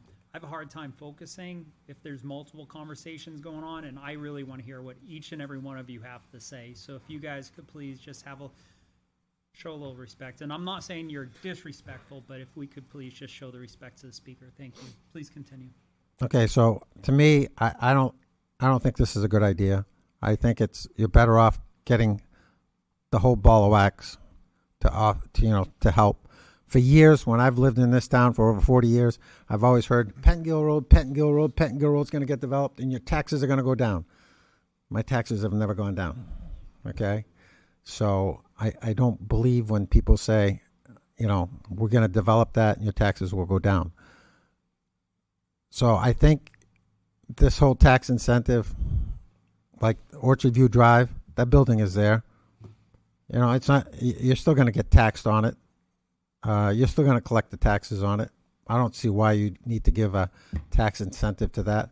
Pillsbury Road, they knew this when they got into this and this PUD. They've changed all kinds of things out there, and they're doing more residential than anything. So that's my take on it. I don't think this is a good idea. Thank you. Thank you for your comments. Anyone else? Good evening. Good evening again. Deb Paul, 118 Hardy Road. Couple things to go on what Dan just said. So I think it was Ted, I couldn't see who said it, said, we wouldn't get that 400. So, but the fact is, if that building comes at a discounted rate, they still need fire and police. The fact is that 400,000 doesn't cover the cost of those extra fire and police and DPW services that we're going to need to cover that because they're getting that discount. So in theory, what you're saying is correct. A business comes in, it has less impact when they're paying the full tax. When they're paying a percentage of it, they're not covering their cost of existence. That's my opinion. The other thing is, I keep hearing this state stuff. Why hasn't anyone gone there and done it? John, why didn't you do it? Or Chad, could you ask John why? Well, this is before him. You were saying 2016, 17, 18. No, please, I would like to correct you. What I said is that the tax burden is shifting. What I said so was it just the happened this year? valuations were changing. Are you saying it's just shifted this year? All right, I'm sorry. Chad, could you please ask Mr. Farrell? You can ask Mr. Farrell. I'm Can we have asking. a healthy back and forth? Yes, it is healthy. I'm just trying to clarify and understand if he meant that it's just this year that it shifted, or has it been shifting all along? I very clearly stated that I went to the school board in 2016. Right. With Mr. Slater was there when I was doing it and saying, we need to start getting smarter as a community and a state. We need to start splitting taxes. I've been saying it since 2016. And I totally agree with you. And the burden is shifting. Nobody wanted to listen. The burden is shifting. But so why didn't you go to Concord and go to one of the reps and say something? Why did I go to Concord and say something? I said it to anybody. Or to Sherm, or to one of these guys. I don't work in Concord. I am not an elected official in Concord. I made my opinions very clear and what I wanted to have done and told them that they need to look at it. I'm not going to get into the discussions of why they told me SB2 can't be changed, why they can't do this, why they can't do that. Instead, what I did over the last year is work with Ron. And Ron's willing to go up and go to the legislature and do things. He's the first person that's been willing to do it. So like in 8 years, 16, 17, 18, 19, 20, 21, 22, 23, 24, 8 years, you just decided to reach out to a state rep to do something when you've been saying it all along. John didn't say that. That's nothing that I said. Okay. That is what you said. Please stop being disrespectful. Okay, I'm just getting. I feel like I'm getting bamboozled. I said no such thing. Very simply, I've made a very simple statement. The burden has been shifting. I identified it in 2016. I'm not going to get into a back and forth with you. I understand. That's what I said. You stood up here before and said we should be transparent and take ownership. And that's why I'm asking you. Of it and went to public meetings and said it. And but why didn't you go to Concord? So please stop accusing me of things. I'm not accusing you. I'm stating a fact. You didn't go do take it to the next step, period. We're going to pause real quick. Okay. I'm not impeding on your time. Okay, I apologize. This is my opinion. I'll keep it to myself. Maybe I'll write a letter to the paper, which I can do, and you're more than welcome to respond. Back to this. I was against it as a counselor. I don't think you really need to do it. And it really, really was created for areas that were blighted, that had issues trying to keep anything open or in a building, such as Nashua, when they were having problems on their Main Street and getting buildings were getting blighted, and they needed businesses to try to upkeep those buildings to make them more appealing, to entice people to come. That's what this originally was created for, and it works very well for doing that. So that's kind of what I wanted to, and I just think that this is not what we need to do. Building and development needs to be organic. It should not be socially engineered or pushed or forced in any way, shape, or form. The market will tell you what it wants and what it's willing to bear. It's not up to us to say, this is what you need to do. This is how it should be. This is where it should be. So that's why I think that this particular thing that we were doing, we had it for 2 years. Nobody wanted to take advantage of it until the midnight witching hour because they didn't want to miss out on it just in case. So if they really wanted it and they were really excited about it, they would have done it 2 years ago. Thank you. Thank you very much. So I'm going to ask this question as I contemplate this. Is there anyone that thinks the commercial burden should be lower or should be the same? Because that's what I'm thinking about right now. I mean, do we not want to increase the commercial burden of the taxes versus the residential? That's just a question I've got. Can we allow other? Would it be all right if we allow? Yeah. Other people to. You asked the question. And I'm just contemplating this and taking in all your comments and thinking about it, and that just came to my mind. So you're thinking on the commercial end, should we be? Don't we want it to increase? Don't we want to get more taxes from the commercial side? Yeah, I do want to increase the commercial side. I want to see the commercial development, but it's like anything else. All right, if you at a building and you have 60 employees there, well, police are going to services are going to go up because you have to cover those. All that extra traffic, fire, EMS, might have calls over there. So I look at it and go, yeah, there's still going to be a need for services. And especially when you're looking at the roads in our community having so much traffic, it's like, okay, why would we give them an incentive? We're close to the highways. People that want to come here will come here. And then we can use that money to help the fire department, help the police department, help DPW because, their services are going to go up as well. So that's what I'm looking at going, yeah, it's great. Yeah, but we need those tax dollars. It's not going to impact the schools. And everybody goes, oh, but it's less than, bringing in kids into the school. Yeah, it is. But there's still services that are required. So, and I agree with what was said before in a previous comment. I don't think we should go below the threshold where all of a sudden it's a burden and it adds a burden on the taxpayers. Like if let's say we got $400,000 and that doesn't cover police and fire. I absolutely get that. We should definitely have a floor. We have the opportunity to not approve some of these things. But I was just looking at when we're trying to figure out problems, it's coming to a base understanding of something that we all have in common.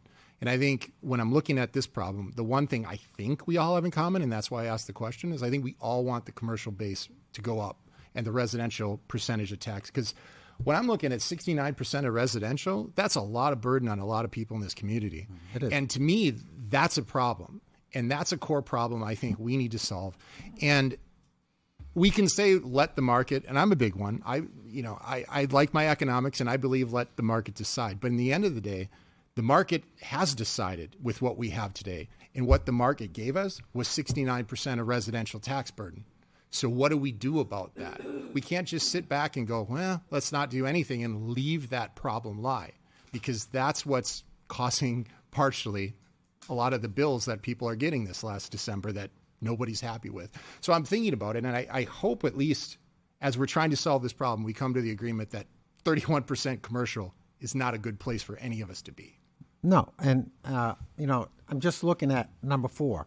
All right, and I don't mean to pick on the hotel, but We do have that later on. Yeah, I'm not speaking anything specifically to any of these. so I can come back on that one. Well, anyway. 2024-13. Okay, but for that, I'm going to use that for an example. Okay, we have a hotel already in town, and I think the police department can probably attest that they have quite a few calls for service there for a hotel.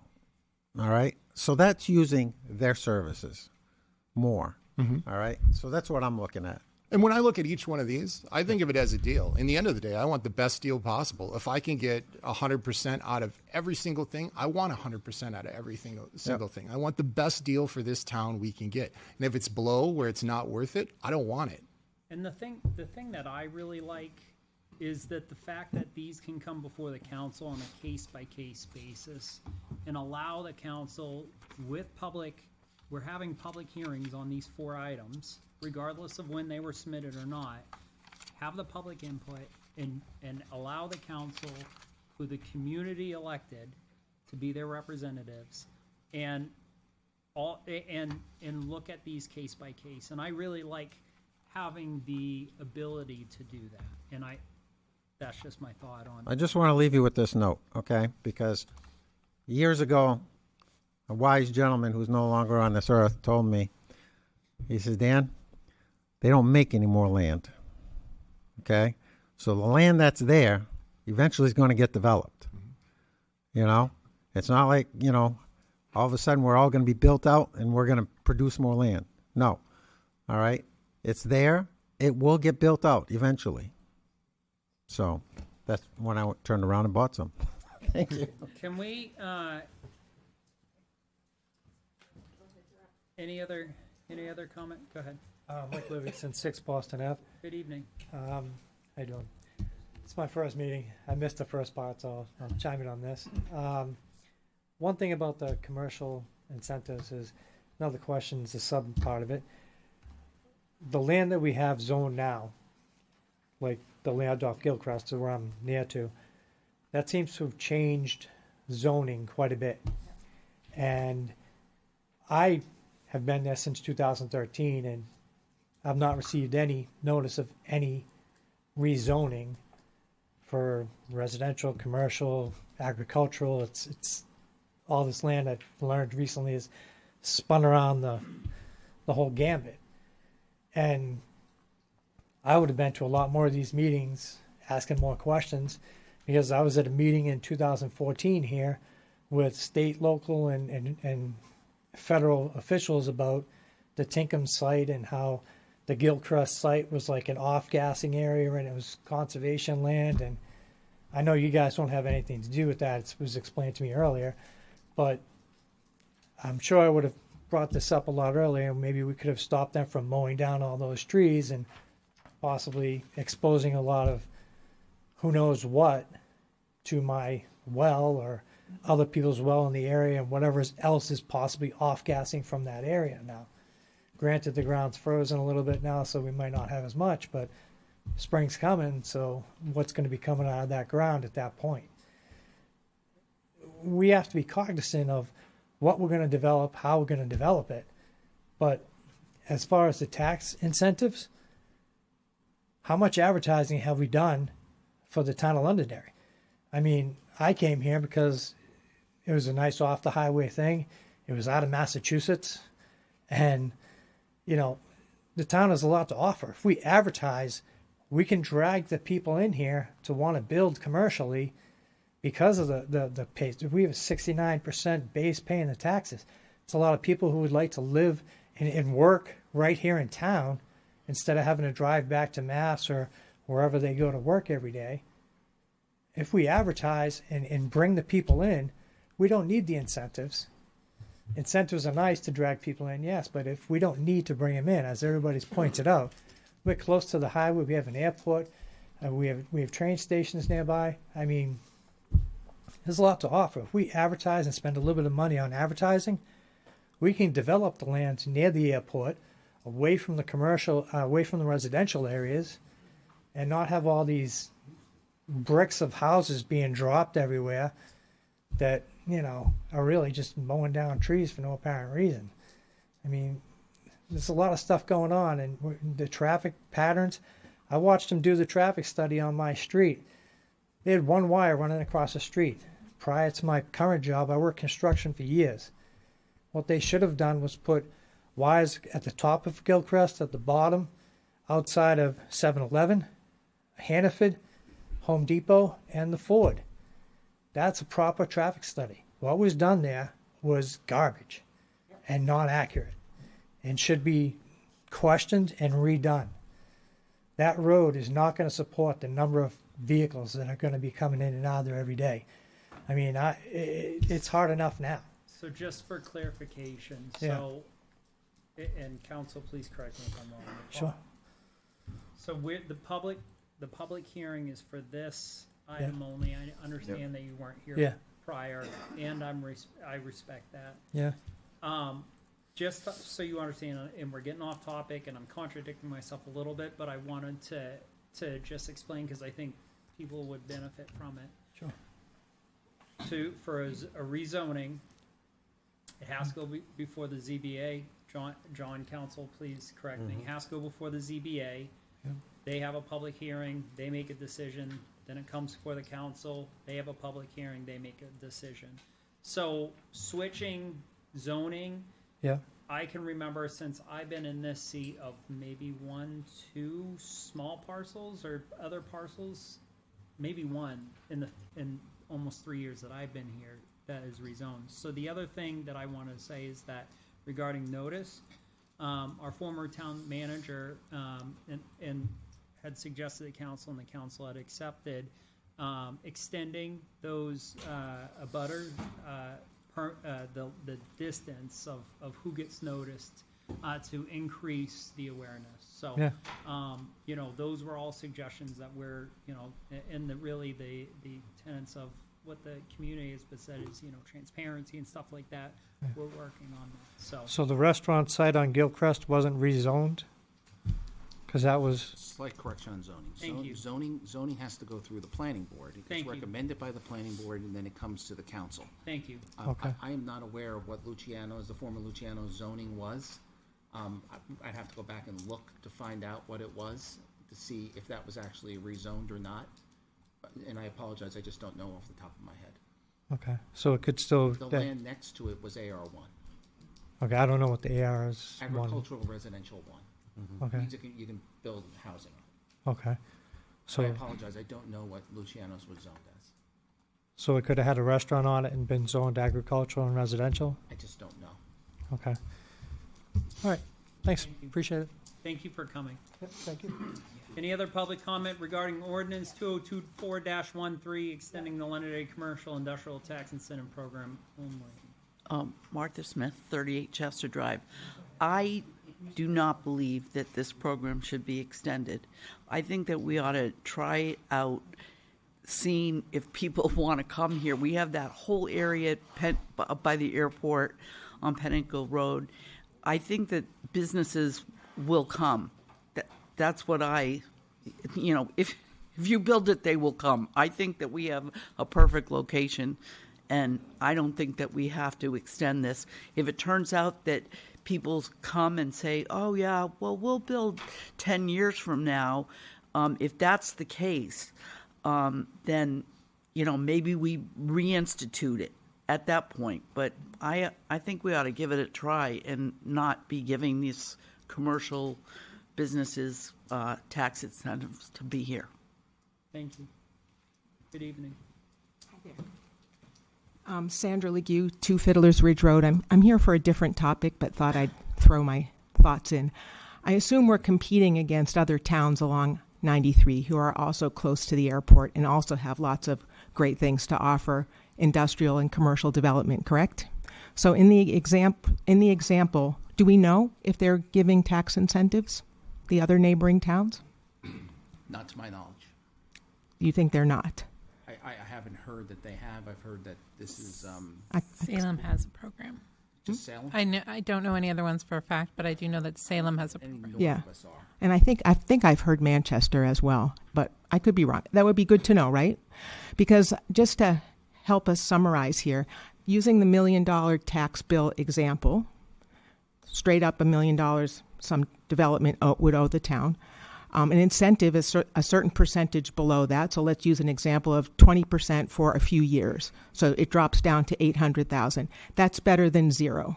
That's what you said. So we're talking about three things. We either get the full amount, we get, let's say I'm making up a number, 80% of the full amount, or we get zero because they went to one of our neighboring towns.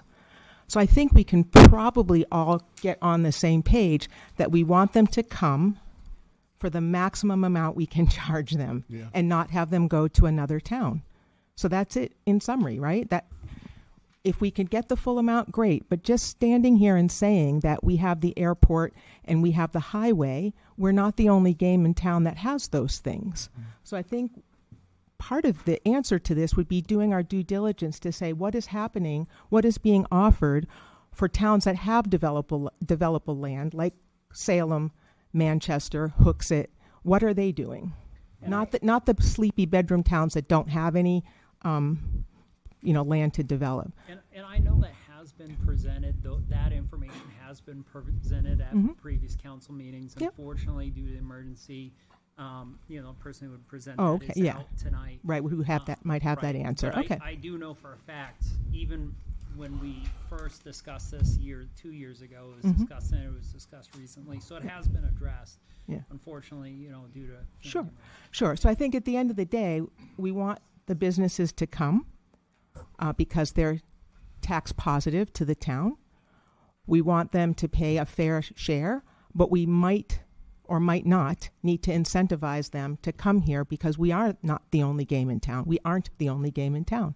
So I trust that we'll do full due diligence on that and figure out what our neighbors are offering or not offering and make sure we're not giving away the store for something that would naturally come and naturally happen, but that we're being smart when we do have to provide an incentive, because if everybody else is doing it, we're going to have to pony up and do it as well. That's how it works in the business world. They're sitting down and they're looking at they're making black and white numbers decisions, these companies, on where they're going to go. Where's the population that I need? How much is it going to cost me? Where am I getting any incentives? That's it. We're not the only game in town, even though we think we are. We all think we are, but we're not. Did we have name and address for the minutes? Sorry, I was just thinking about that. My address? Yes, I did. Okay. Yeah.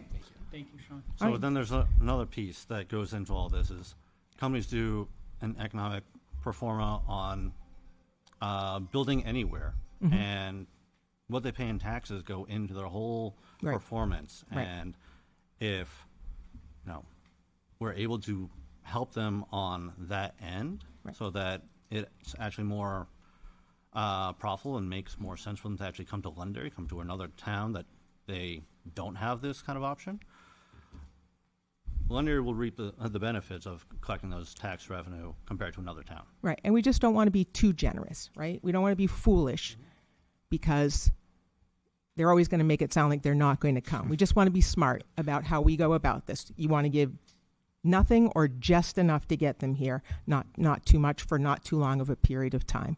All kind of qualitative statements that don't really work, but yeah. One, as many people may not know or realize, is that it's only for a period of time. Right, it's not forever. It reduces over time. Right. So it's not you always get this tax reduction. Yeah. Trust you guys completely to run that full analysis with this excellent staff you have to do it with you. So thank you. The best staff. Mr. Chair, I pulled up some notes we had from the last time this presentation happened. Derry does have this program as well. When you last heard the resolution in June 20th, 2022, there were 19 municipalities in the state had the program. At that point in time, 2 years ago, 18 properties were receiving an exemption in the state. So those are the numbers I have from 2022. I don't have updated 2024 numbers, though. Thank you. Good evening. Christine Perez, 5 Wesley Drive. If I am a developer and I want to put in 100 homes... This doesn't qualify for homes. I understand that. Right. I'm making a poor analogy. Sorry. Are you going to give me a tax incentive to No. bring those 100 homes here to Londonderry? No. No, it wouldn't qualify. Huh? It wouldn't qualify. I know, but I'm saying we don't offer it for Joe Smith, who's going to buy one of those homes, he's not getting a tax incentive to come here to Londonderry to that home as opposed to going to another town. Okay? I'm reading that we're giving between 40 and 50%. That's huge. And I understand it goes down. The theater was going to be a theater no matter what you offered. And the thing of it is, by not making, I'm all for having commercial come, but they need to pay their fair share. And their fair share is the same fair share that every one of you pay, 100% of their taxes. They will come to Londonderry. We are an affluent, good education, you can get on 93, you can do all that stuff. We're not going to have another exit of 4A. They're going to come. And I find it concerning to me that when this was brought up 3 weeks ago, and it was directly asked at that time if there were anybody applying for this. And we were told no. There were no pots in the fire. And all of a sudden, 3 weeks later, we're being told there's 3 or 4 or 5 or whatever. That's concerning to me. Thank you.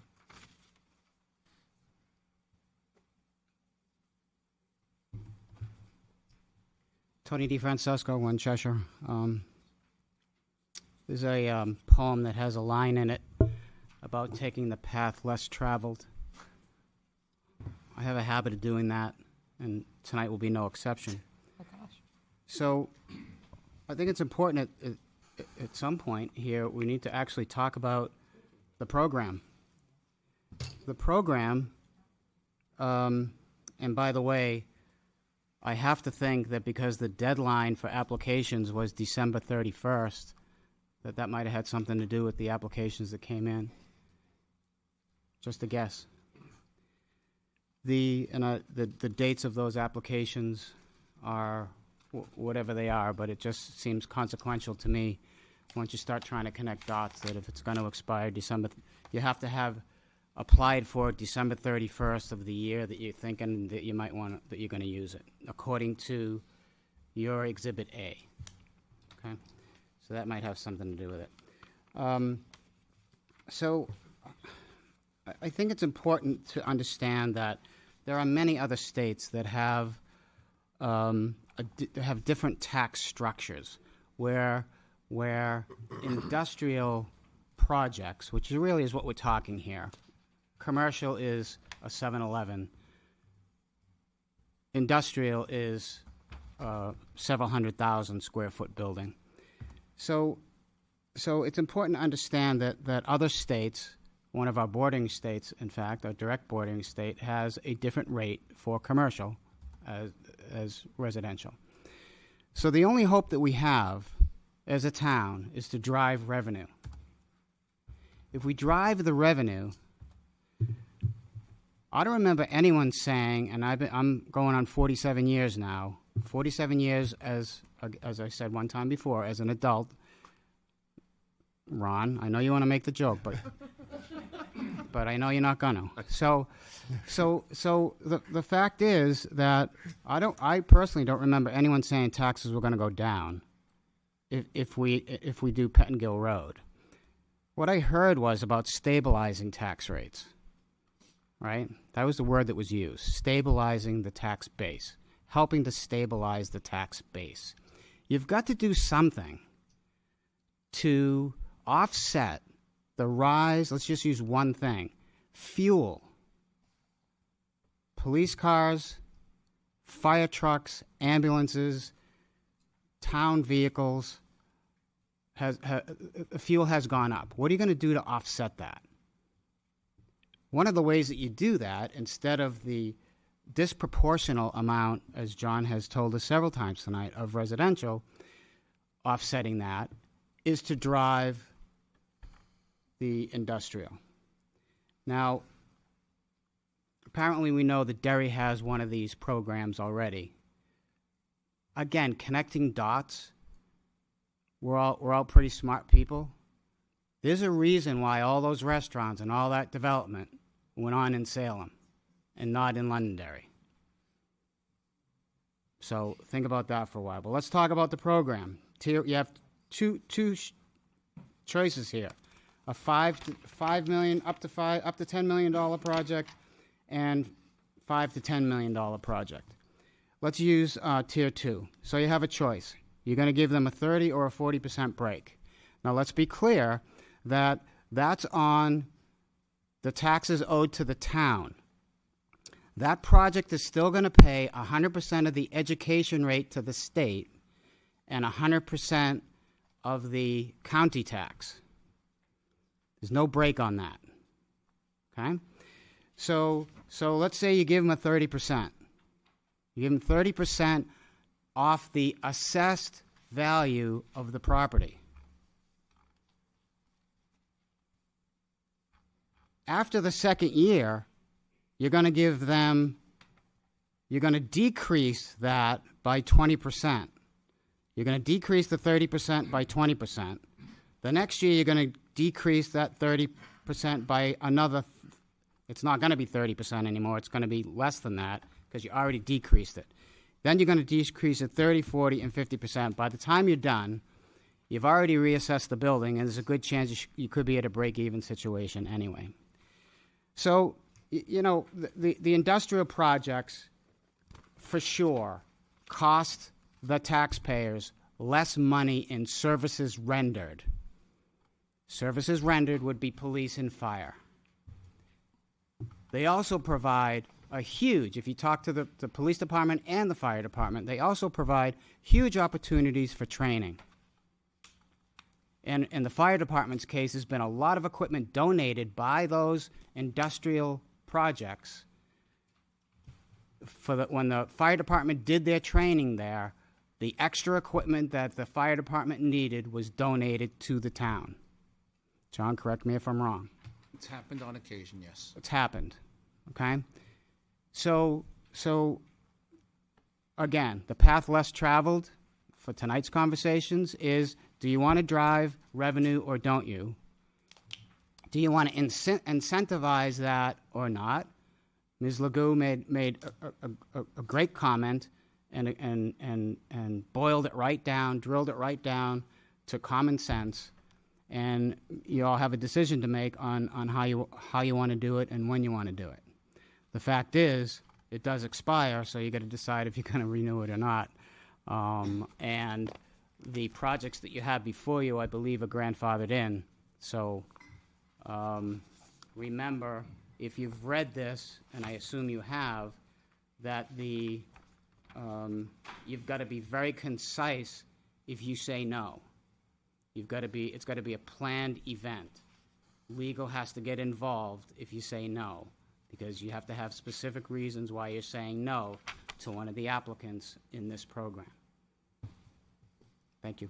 Thank you. So I wanted to add that there's many states out there that provide either a investment in their state from equity of building or bringing jobs to the state. New Hampshire doesn't have any type of program like that except for this one specific program that individual towns can implement. And be able to have a sword in our pocket to be able to fight off the other states where these companies could be going to, I think is a great asset for us to have so that we can reduce our tax burden on the residences over time. And if we did not have this year, they may not come, and we would be without that new income to the town. And it's, it comes to economics. And we also have high interest rates right now. And to be able to combat high interest rates, this is a program that can also help offset a company's expenses with doing construction costs. And if we want to, say, okay, maybe not, we won't have this, and they may go to another state. I mean, it's I mean, maybe they would go to Virginia, where they would offer a lot of money that Virginia would offer. You know, why? I mean, it's sure, yes, we're off of the highway and we're by the airport, but if we're not providing any other incentive beyond that, there's many other states that companies can very well go to, and they would get very well incentivized to go to their states. And I think that providing the jobs and the economic relief to the taxpayers by having companies come, you know, if we don't have this, someone else may have these companies come. I'm not saying the ones that are already applied, but others in the future. So I don't know if anybody can answer this question, but Dan Bouchard. yes, that's me. When Webb came to town, did they get a tax incentive?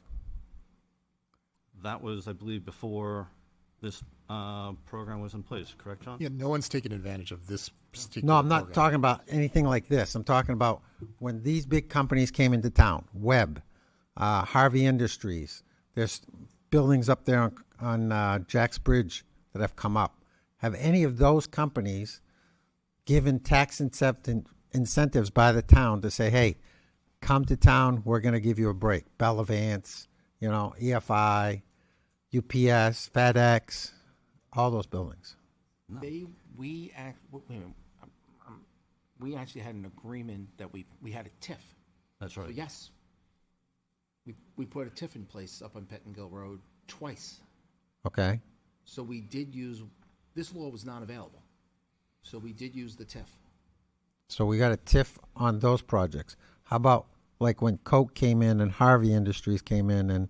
Folks been here 40 years. I know, but Harvey Industries...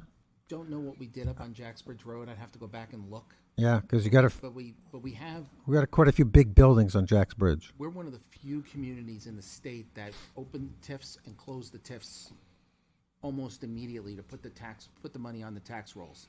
There's many. I am told by Southern New Hampshire Planning Commission that there are many towns throughout the state that still have those same TIFs open.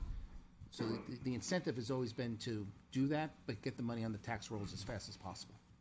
And to address the other companies that you mentioned, the economics when they had built those buildings was very different back in the 80s and 90s when they came to town. You know, construction costs back then were way less than what they are today. Well, like on Jack's Bridge, there's a big, huge building going up there right now, you know? I don't think they got an incentive. But when you mentioned TIF, John... Tax increment finance right. district. Okay. Is that better than this? Or is this program better than the TIF? I think this is a tool in the toolbox. That's what I think. Didn't answer my question. So Which one's when we better? When we implemented the TIF Yep. up at Pengill Road, Yep. it was primarily for, John, correct me if I'm wrong, for the roadways and utilities and bringing the infrastructure so that the companies could come in. Okay. In this and then we particular closed case, in this particular case, they'll be paying to bring the roadways, the infrastructure, and the utilities in. We won't be doing that. So that's the difference. Mm-hmm. So I guess you'd have to sit down. You'd have to do the math to figure out which one's better. I off the top of my head, I don't know. And it probably depends case by case basis. They have different conditions to implement, so it really depends on what kind of company, where it's going to go, what the conditions. If we can legally implement one or the other based on the criteria. Yep. So you can't just off the top of your head go, yep, this is better than this. It just depends on the situation. I'm just thinking of Exit 4A. Are we better off setting up a TIF there, or are we better off with a program like this? Well, the application that's going off of there that I'm looking at right now, without doing all the math and everything, I don't know that the town would want to be involved in, if I'm looking at the right piece of property, and I don't know that I am, it's expensive to build a road. I mean, I know it is. And if they're willing to build the infrastructure that is going to open that piece of property up and get to a $160 million, assessed value, I would always let someone else build the infrastructure versus having the town build the infrastructure. Right. That would probably be better for the town in the long run. And I'm guessing at this point because I don't have hard numbers. There's also a lot of trees out there, a lot of ledge and a lot of other things that the town, could become very costly if we did it on our side. Right. So I can't answer your question on which one is better. I think sadly, it really depends on the economics and the numbers, and we'd have to do a comparison. So I don't know the answer to your question. Okay. Thank you. Thank you.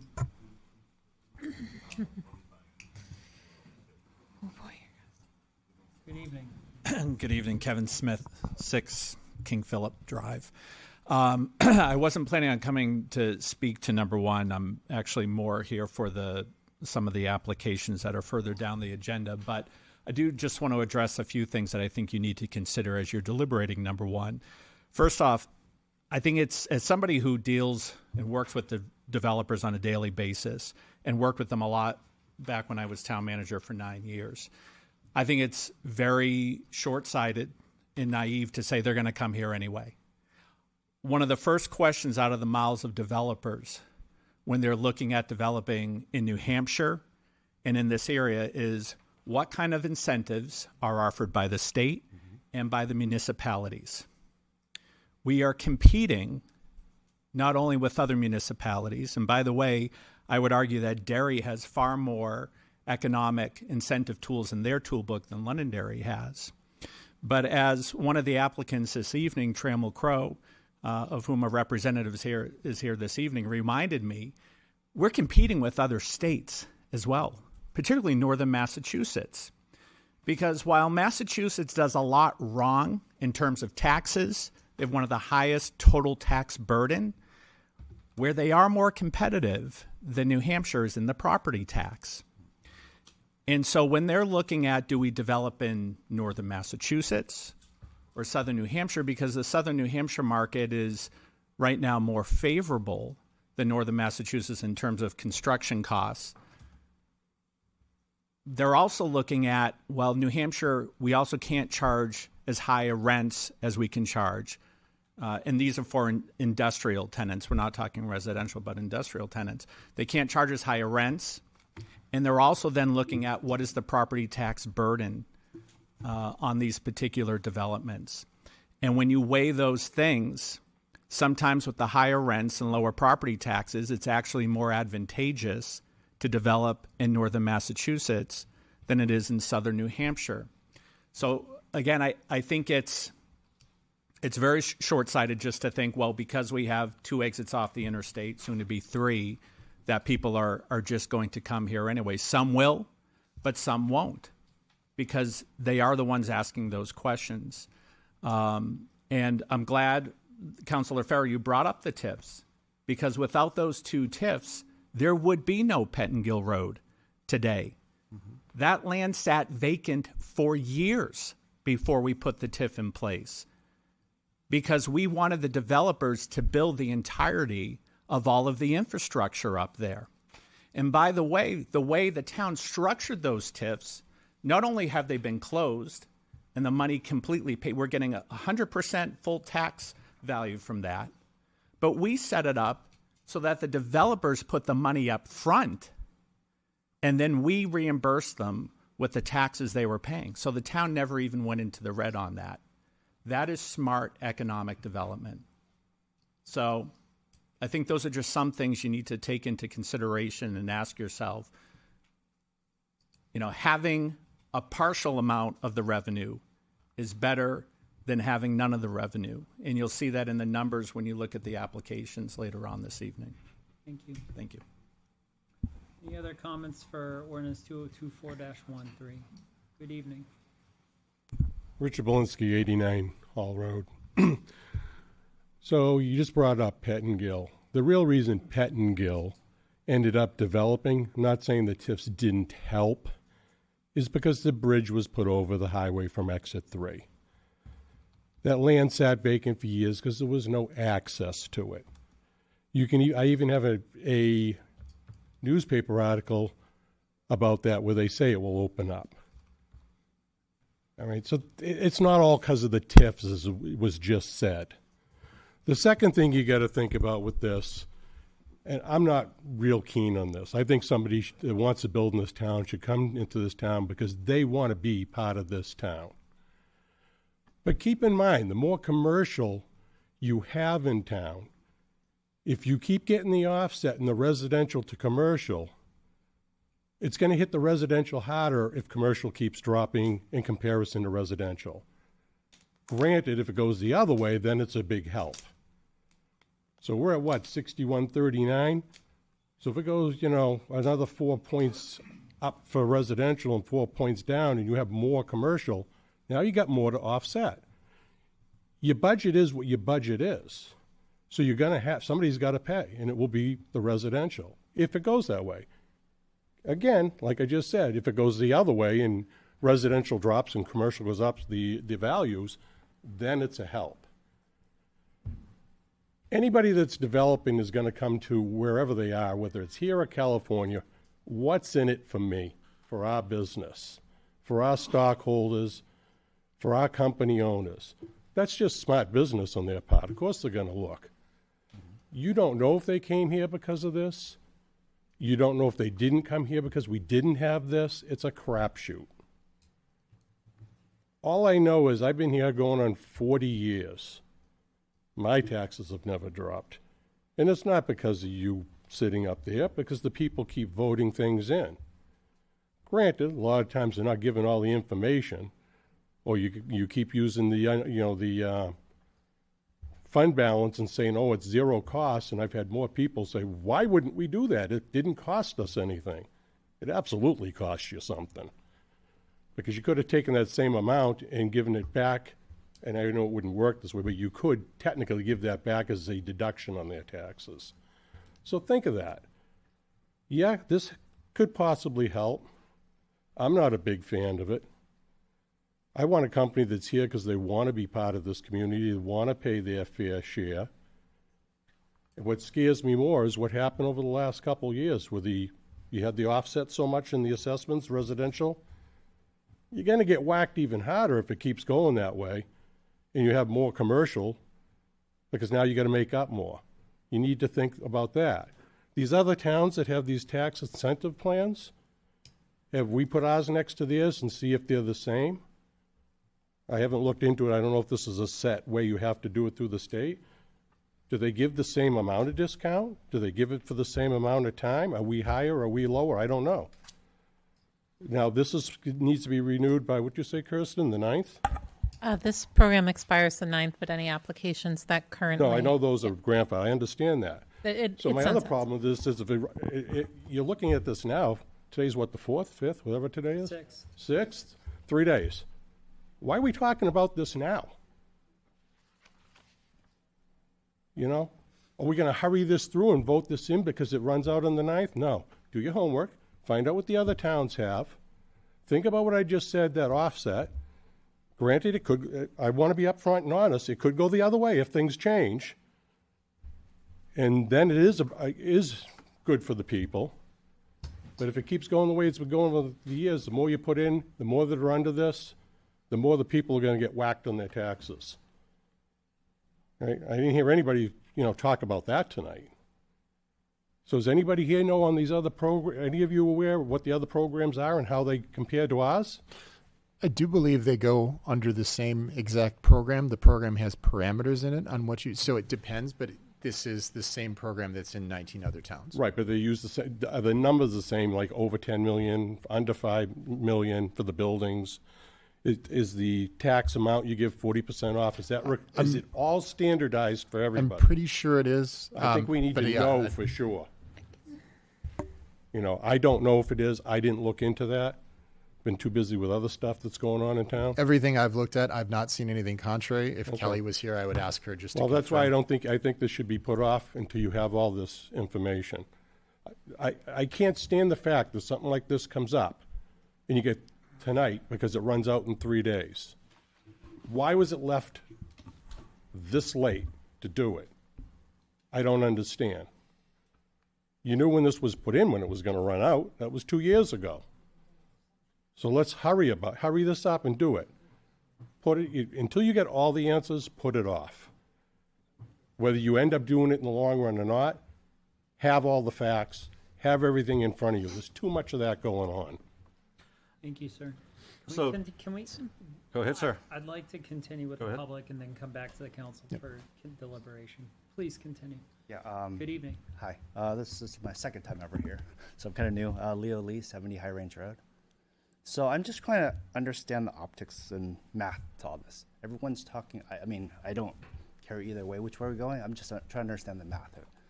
Everyone's talking about like building more commercial or industrial and it'll help raise the taxes, which it does, and it's supposed to help offset the residential's property tax burden. But since I've moved here, I don't know anyone who's actually had their tax burden go down. When I moved here, Pellegrin was not even here, and we've developed all this area, plus a bunch of other new businesses and new developments, but I've not seen our taxes go down at all. So I'm trying to understand how this is working. You said there's no cost to the schools, which is probably true, but so why do we need more fire and more police and everything else? I mean, if that's a set cost, then our tax should be going down if we're getting additional revenue. Let me dispel as Mr. DeFrancisco said earlier. The best you can hope for is tax stabilization, right? I've never said our taxes are going down. As a matter of fact, I've sat up here and said, if you vote yes, your taxes are going up. And that's the absolute truth. What you work on is stabilization of taxes. So if I was to draw a comparison to a nearby community on the other side of the highway, if you have a home that's paying $10,000 in taxes here in Londonderry, it's likely you're going to pay $14,000 in that neighboring community. Their commercial tax base is far less than ours. So what you hope for in commercial revenue is that you can offset, and you're really offsetting the cost of your schools. Your schools are 75% of your tax burden. 75%, if we collect $1 million, $750,000 goes to the schools. Yes. In the case of police and fire and everything, just because we build another building doesn't mean we're going to go out and hire 5 more police officers, right? We can probably, in a lot of cases, we'll increase staffing, but in a lot of cases, it's not going to drive that many more calls for service that we have to go out and hire another police officer or something like that.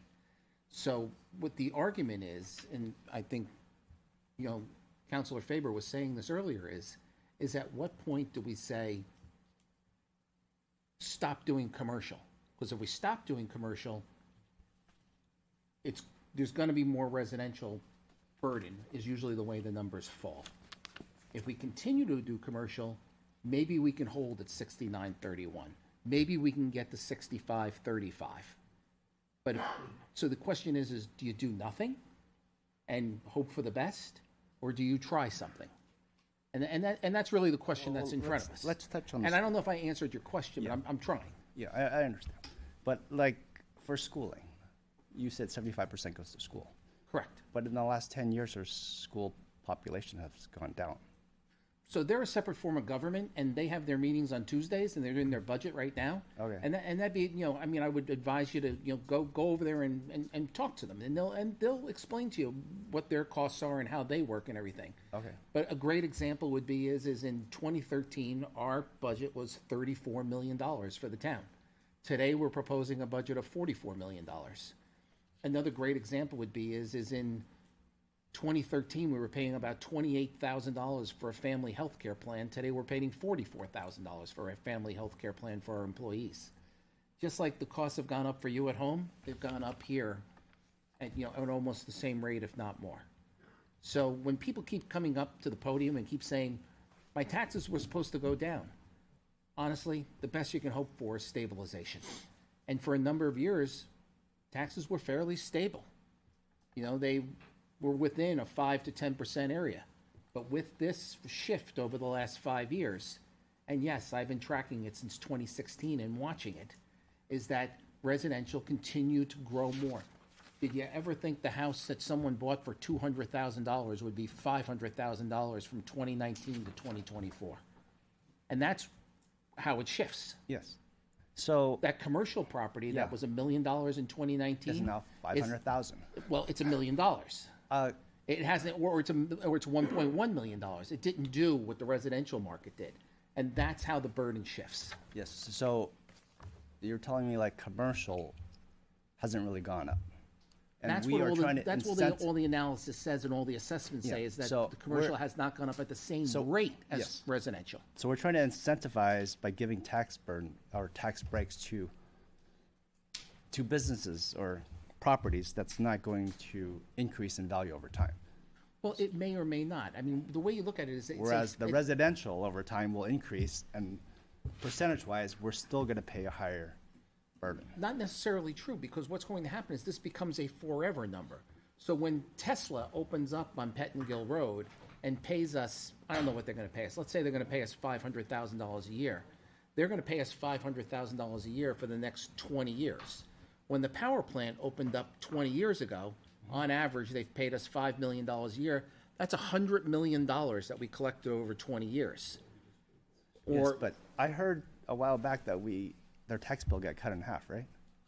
Because they said their assessment was not worth as much as it used to be. So the laws changed around utilities. Yes. They took us to court. The law favored them. And we had to adjust our assessment based on how the law changed. But now that the market and has changed, we can now go back and say, well, we're looking for a reassessment because now the market has changed and the assessment should go up. But we'd have to go back and go through the legal process to do that. But to this day, they still pay us about $4.8 million a year. Okay. So that's about 5% of your tax bill. Okay. But I'm just, based on what I see, residential has been climbing at a steady rate. I mean, even if you neglect the last few years, it's been a higher steady rate percentage-wise every year than commercial or industrial, which normally depreciates over time. I mean, that's just the basic tax laws. They depreciate all their values, and they said their building's not worth as much as it used to be. But I don't know of any place where a homeowner can say, oh, my house is not worth as much as it used to be. You bought it for $500,000, you're not going to say, oh, it's worth $200,000 now. But a commercial building will cut in half over time. I don't know that that's necessarily true, but I understand what you're saying. Okay. All right, so I'm just kind of against incentivizing them if percentage-wise they're not helping us as much. Thank you very much. Thanks. So, Good evening. Oh, go ahead, Bob. I'm just I just It's going to take a second here. I'm not going to comment on number one. What I would like to see the council do, we have 3 other articles to be heard regarding this. You guys have never heard, never been presented to, is table number 1 and listen to the next 2, 3, and 4, see how it goes. Maybe that'll shed some light on a lot of questions citizens have, and then you can make your decision and go back to it. That's what I would recommend. Okay? Thank you. Thank you, sir. Council? I'm fine to go forward. I think the business community that may actually present on these items will provide some feedback upon why is this an important item for us to move forward with in the future for other businesses who may want to come forward. So my only thought is we've gotten this far. Are there any other public comment regarding 2024-13? Seeing none, we'll come back to the council. I think, at least for deliberation. What? No, what you were saying, I think we've gotten this far with this one. I don't know that pausing it at this point, because these other things are going to happen anyway. And at the end of the day, this is just looking at, do we have the option to do this or not? That's my thought. Is the public hearing closed yet? Or? No, public hearing is not closed. We're coming back to the council since there was no other public regarding number 1, D1. Public hearing will still continue regarding the other options, but any other... No, on number 1, I'm asking, is the public hearing closed on this? Make a motion to close the public hearing, and we can. Yeah, if everyone's done, then a motion to close the public hearing on. Yes, Yeah. please. Is there any way possible that we could table the vote on giving tax incentives until we get more information and maybe put it out to another public meeting so more people can attend? Council? So this has already been, we've talked about this Yeah. the last council meeting, so it's not that this just came up tonight and we have 3 days to go. This has been Seems a like discussion. a very important thing to do, and it doesn't seem like very many people from the town have gotten a lot about this yet. I just found about some of this today. This tax incentive, I just found out about at this meeting. I was here for a totally different thing. So, I mean, I really would hope we could table this until we could get it out to the public a little bit more, to get some more input. There were, it was not really a posted in the hurry. papers, it was posted places for this item, so. But what is the hurry? Right. So, all right. Sorry to be blunt. No, I you're just don't know what the fine. hurry You're is. fine. So I did offer to the public if there was any other conversation regarding this. I'm coming back to the council for discussion regarding 2024-13. Do I have any discussion or conversations or motions or anything? I have a couple comments. This is a program that I don't think Londonderry needs. I don't believe that we need it. But I can't see into the future. So I understand everyone here saying that we need it as a tool in our toolbox. So I don't believe we currently need this, but it is an important tool to keep in our toolbox because other towns do use it. So I think it is important to keep in our back pocket. We had it for 2 years. No one took advantage of it. So I feel like we do need to keep the program going. But I don't think we currently need to, I don't think we currently need it, but we need it as a tool in our pocket if we need it in the future.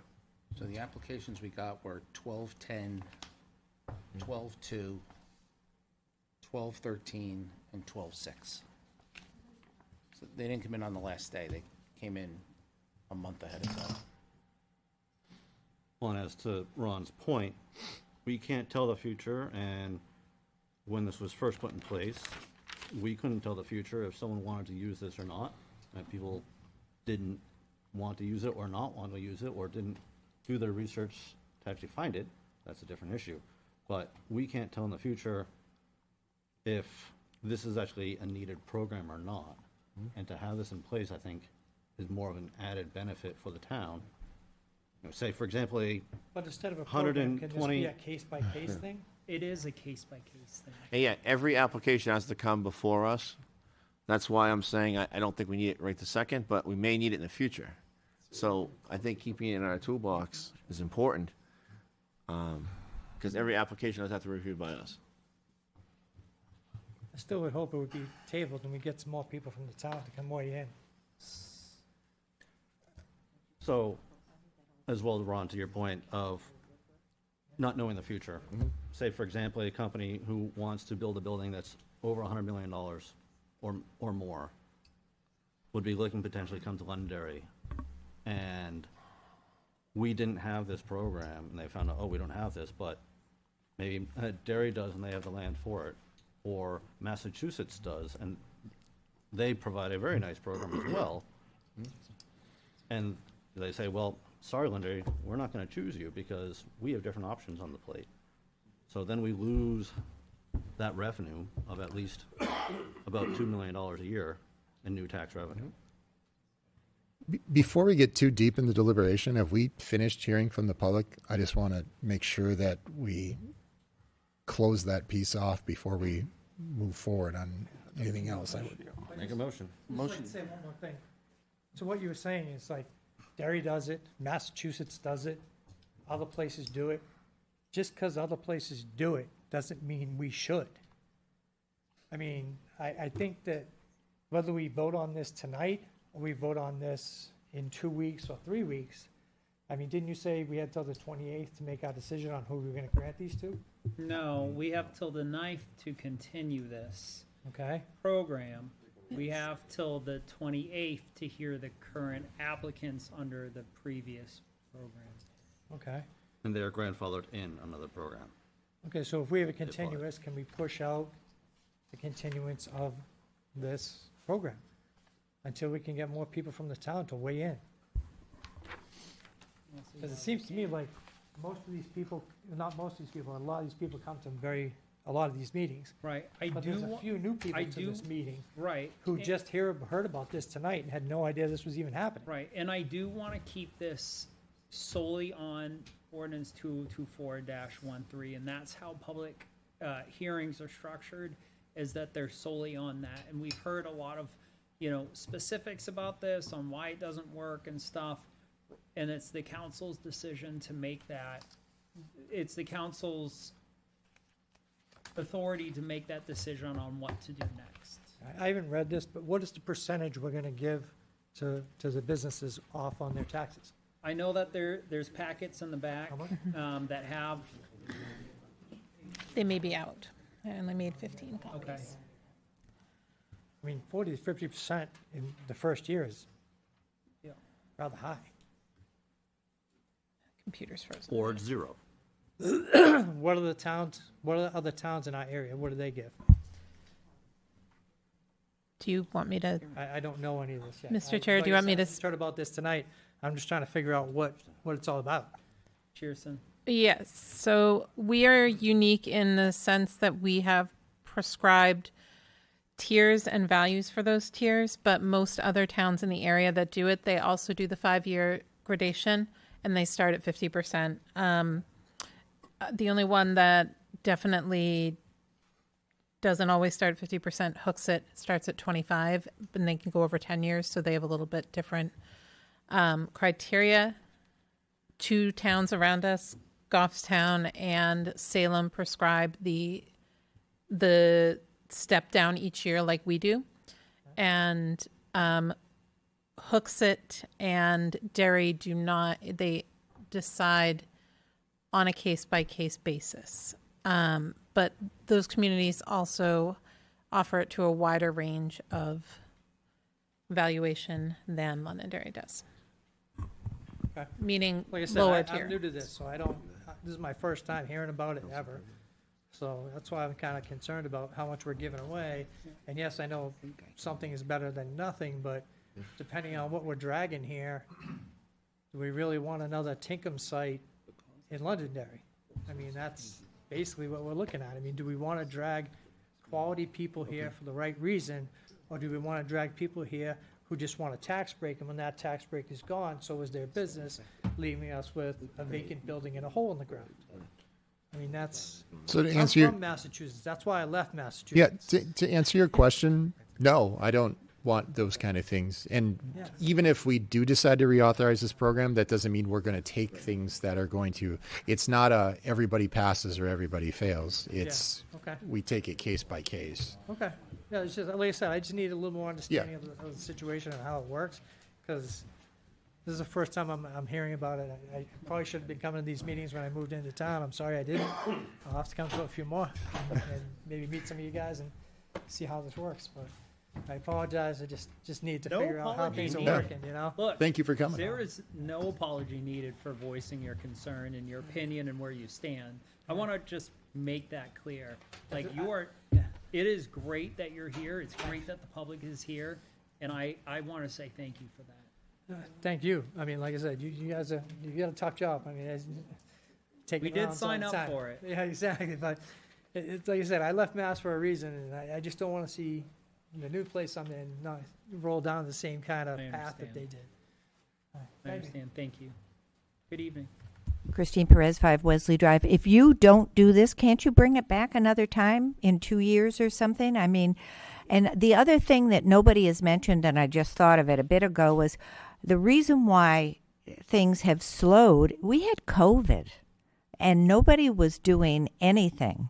So do we really need an incentive to bring, like, I'm sure the movie theater went belly up because of COVID. You know, I mean, did these things get put on the back shelf because of COVID? And it's not this incentive that's bringing it, it's the changing of towns. And is COVID the reason why we did some things with the different valuations of, you know, percentages for residential? So do we need to jump into this? Let it go. Let it go. Nobody did it for 2 years. COVID impacted everything. So let it go. take them case by case, and let's see what happens with now that people are starting to come out of the Right. physical and mental COVID mode. We can't, Christine, so we can't let it go and do it case by case unless the program is present. But I thought these people were grandfathered. The program is case by case. So there was a 2-year period for the current commercial industrial tax incentive program. Right. Those applications, per the program when we implemented it 2 years ago, Right. was structured so that we have to hear each. Oh, I applicant. understand. You have to do that. But we, past the 9th, if the council chooses to continue it or not, say the council chooses not to, we can't hear anything case by case. I thought they were grandfathered. Yes. Talking about the current applications. For the current applications. Yes. For future ones, you could not bring it back and bring forward a new application on a Right. case-by-case basis unless the overall program is extended. But you could still hear these cases, even if you Yes, you we let have it to. go. You could still These hear four. these Have- four. yes. Five. Right. There's actually one more And then if you wanted to bring it back in 2 years, you could bring it back? You, right? Okay. You could bring it back in 2 years if you wanted to bring it back, just like the, If if future councils Right. decide to. so let it go, hear these, and move on. COVID's working. Good evening. Thank you, Mr. Chair. Tony DeFrancesco. Point of clarification. So for a Tier 1 project, the town council has an option to do 40% or 50% off of the first year's assessment. So it's not 50% for 5 years.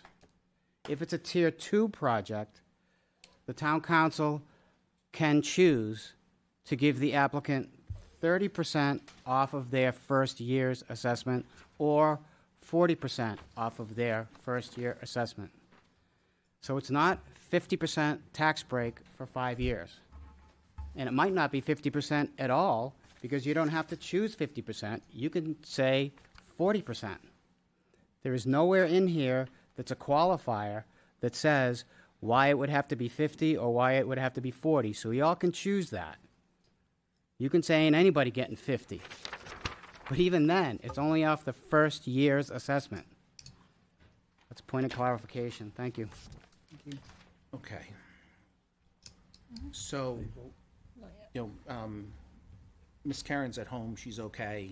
Just, I would prefer that she was here for this type of a discussion and everything.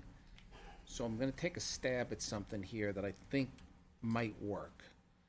So under the charter, under council objection, on the first occasion that a question of adoption shall join in the objection, and such postponement shall be until the next regular meeting, this procedure shall not be used more than once for any agenda item. Any item once postponed shall not be further postponed under this section. The council objection privilege is not available with respect to an emergency ordinance. I'm not 100% on this, but I think if I, as one counselor, I'm going to ask for council objection to ordinance 2024-13, so that it's moved to the next meeting, which is January 20th. That's correct. Which will give us the ability to be able to amend this resolution if we so choose, or to not renew this resolution, and will give us the opportunity to digest some of what has been said tonight and do some of the homework that has been suggested. So I would like to invoke council objection. Can't argue with that. Fair enough. All right. Do that. Okay? Yeah. The one restriction this does is it just means that you do absolutely have to deal with it at the next meeting That and is cannot correct. Yep. postpone it again. And then it has to be disposed of one way or the other at the Yes, next that meeting. is correct. So I believe I believe that will work. Yep. I apologize if I'm wrong. I really No, would I think like good. Miss Karen to be here for the finalization of this discussion. I'm good with that. Okay? All right. So make sure it's properly on the notice for this meeting. Thank you. All right. Application. actually- What's that? Because it's been continued from this meeting, it does not need to be noticed again. Okay. Thank you for the clarification. Application for a Londonderry application for the Londonderry Commercial Industrial Property Tax Incentive Program for the movie theater renovation on 16 Orchard View Drive. We have a. My understanding is that, I'm sorry, she did share with me that the O'Neills are not present tonight. Yep. I would just, so this, Continue this. well, the easiest thing to do is just continue it. I mean, but it is currently, part of the ordinance is that they would have to have provided the application before they started renovations, and those renovations have started, so I think we need further details on what's going on at the O'Neill Theater, so I would ask for a continuation. I would agree with that. Council, you all right with that? Yes. That's fine for the Alright. time being. We can just vote on it, John? No. I think we can just continue it. Yeah. Okay. Application for the Londonderry Commercial Industrial Property Tax Incentive Program for the new construction of 173,000 square feet of high bay industrial facility at 60 Pettingale Road. We have a presenter. Good evening, sir. Good evening, Kevin Smith, 6 King Philip Drive, and I'm here representing two of the applicants this evening, LMG, which has 2 applications before you, as well as the third applicant as well, Trammell Crow. I would note that you should, in your packet, also have a letter of consideration from Peter Floats, who is the principal and CEO of LMG. Just to give you some very general background on all 3 of these applications. So the ordinance was passed in the beginning of 2023, and each of these projects really began their due diligence in earnest in the beginning of 2024. As was mentioned previously, one of the questions that they initially asked again is, what are the incentives that the town offers? And so they were made aware of this particular partial tax exemption. And while I cannot say that it was the determining factor in deciding to invest in Londonderry, it was certainly a determining factor in deciding to do so. Each one of these projects is currently in a different area of the planning process. None of them have signed site plans at this point, and I think that's important to note because, again, this tool was meant to be an incentive to build here. And the ordinance explicitly states that you cannot apply for this exemption once you've started building. Obviously, it makes sense. If you're building, you didn't need the incentive. But in this case, none of these particular projects have reached that point yet. And to comments that were made earlier, the reason you have all of these right now is, in fact, because December 31st was the deadline. And with the uncertainty of not knowing whether the program was going to continue this year, they all got their applications in prior to that deadline. I suspect that if this had gone on for another year, you would have seen these applications later in 2025 when they got further with the planning process. So Kevin, yes. So you're here for number 2, 16, I'm sorry, 60 Pettingale. Correct. 15 Pillsbury, and then at the Ash Street in that area. Is that correct? Correct. Yes. Do you mind presenting on all 3? And I think pretty sure the council has to vote individually on them. Right. You have to vote individually on them, but you don't have to vote tonight. Okay. I mean, they have to be done before February 28th, according to what Ms. Karen told me, and that they are grandfathered.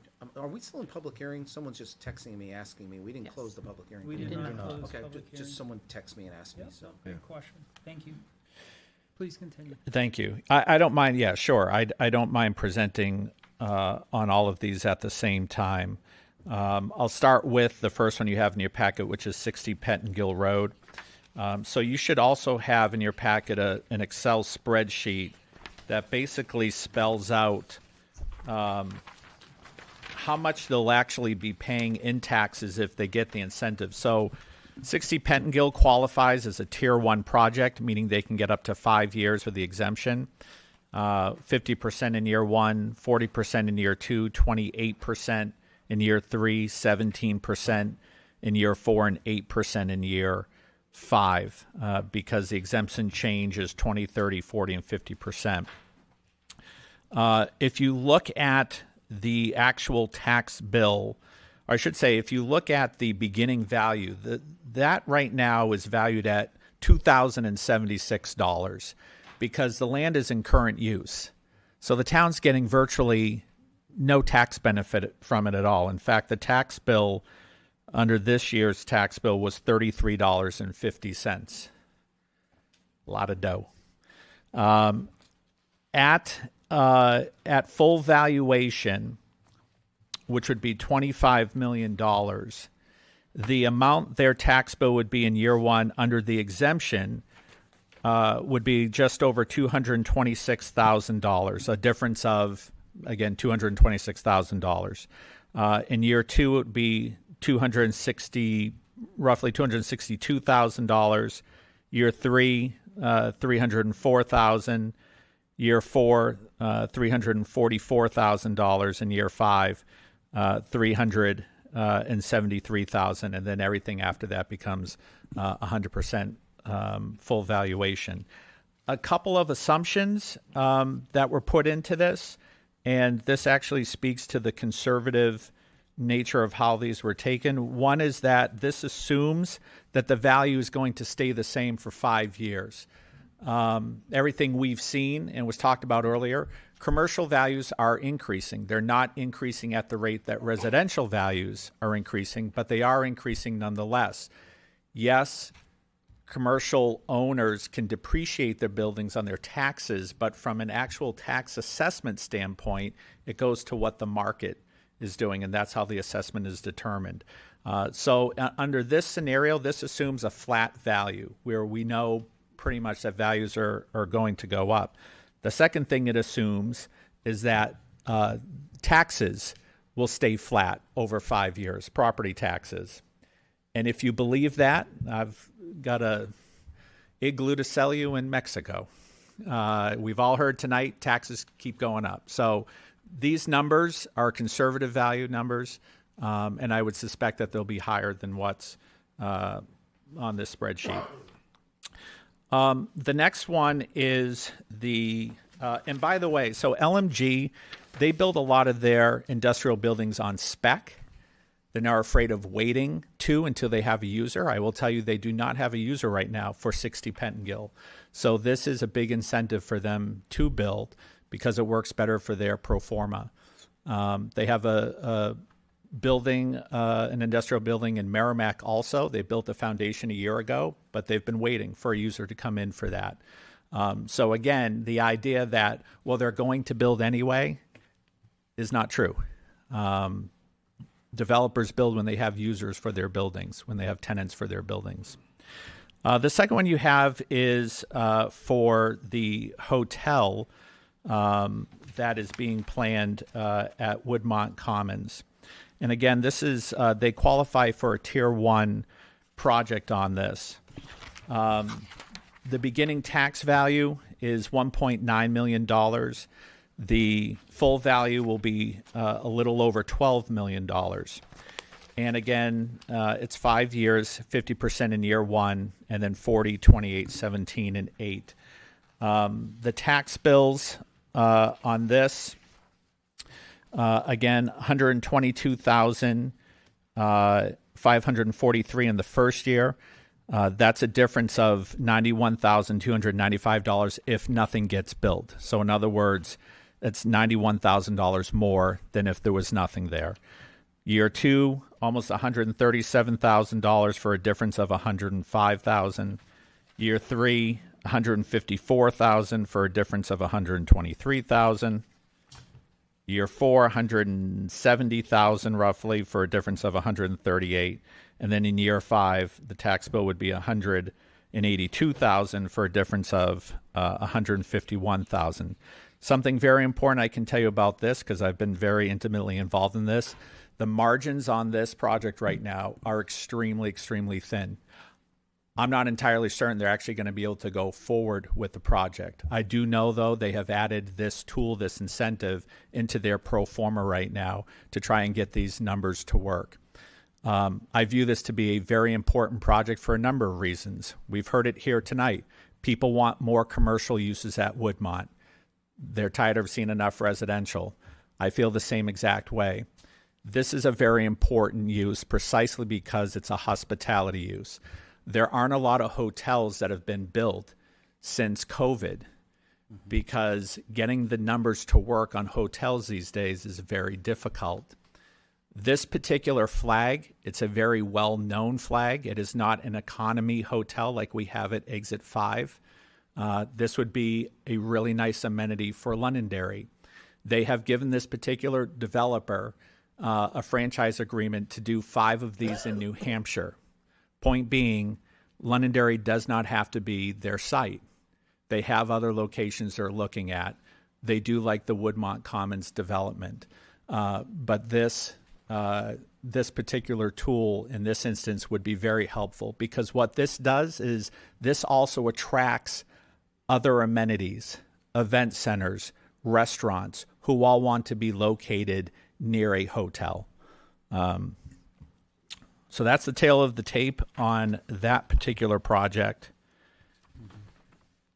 The last one is the Gateway Commerce Park over at Exit 4. And this qualifies as a Tier 3 project because of the value it's going to bring at full completion to the town, which is $125 million. There'd be one of the largest taxpayers in the town of Londonderry. Think of it as a Pettingill Road number 2, and this would be right off the new Exit 4A. This is being developed by Trammell Crow, and we do have a representative from Trammell Crow here this evening. So because this is a Tier 3, it's a 10-year tick down. Again, it starts at 50% and goes to 45, 38, 31, 23, 16, 10, 6, 3, and 2. Their tax bill in year 1 would be a little over $1 million, $1.154 million, for a difference of $1.1 million if that land does not get developed. So the current tax bill of that land today is about $52,000. It would go to $1.145 million, even with the exemption under the building. In year 2, it ticks up to 1.2, then 1.3, 1.4, 1.6, and at the very end, it's almost $2 million, $1.987 million. Again, compared to $52,000 for a difference of almost $2 million of development versus no development. So in year 1, they become the 3rd largest taxpayer in town. In year 1. Anything further you'd like to present? I have nothing further if you don't have any questions. I did want to bring forth, I know we don't have the letter from Peter in our packets, but I wanted to take note in paragraph 2. He had said, as you're aware, the current construction environment remains extremely challenging. The costs of materials and labor remain elevated, and persistently high interest rates have significantly increased carrying costs, making it increasingly difficult for new projects to achieve financial feasibility. In light of these challenges, the partial tax exemption program is not only a benefit, but a necessity to support responsible growth and development in Londonderry. That is from Peter Floats, the CEO of Lansing Melbourne. All right. Any other questions for Mr. Smith? All right, folks, we're in public hearing. Any public comment regarding these 3 applications?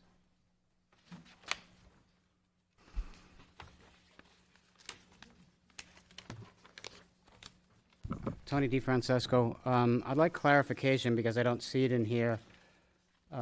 Outside of the dollar amounts, which are obvious, who decided that last one is Tier 3? believe that was per the criteria set forth in the ordinance. So tier 3 says it has to both exceed $10 million and is a project of exceptional and unusual public benefit to the community as defined herein. Who decided that? I would think you like the- to speak?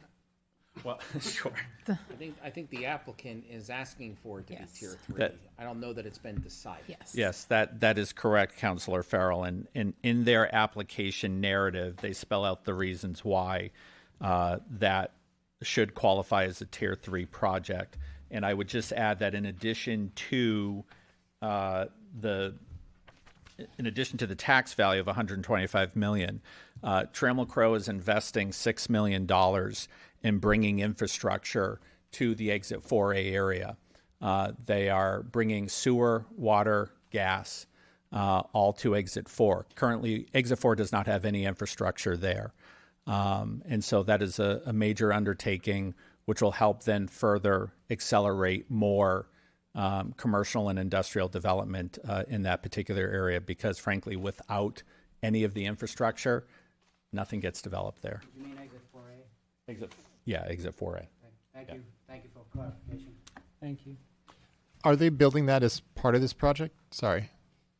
Is that associated, the infrastructure they're building associated with this particular project? It is. Okay. Yeah. So my only question on this is, Which one? Which project? Which project? I know, wait a minute. Orchard View Drive, we know is a cinema. Pettingill Road, we know is a cube storage place. The one on Pillsbury, we know is a hotel. On Buck Ave, what is it going to be? It's, I believe it's a pharmaceutical-based building, correct? That's my question. I don't know what it is. Large-scale buildings, correct? Good question, Dan. So it'll consist of 4 buildings that are all of an industrial nature. That could be anything from high-tech manufacturing, could be life sciences, logistics, but it's over 4 buildings that would total about 750,000 square feet. Thank you. Yeah. Any other questions from the public? Good evening, sir. Glenn Douglas, 6 Overlook Ave. All I'm kind of curious about is the only thing the public knows about any of these is like 8 lines up there. But you all seem to have a whole lot more information as far as what's being built, who's building it, quoting letters and all this.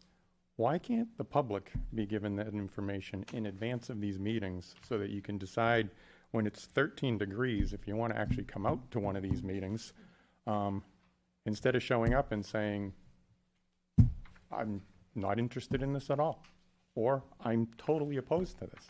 And this happens over and over and over. I'm constantly hearing about information in the packet that no one here has. So, I mean, the question a minute ago was absolutely legit. If this is a tier 3 big star project that Londonderry's going to love, how do you approve it without even knowing what it is? How does the public even comment? They might as well just stay home. Thank you. Anyone else?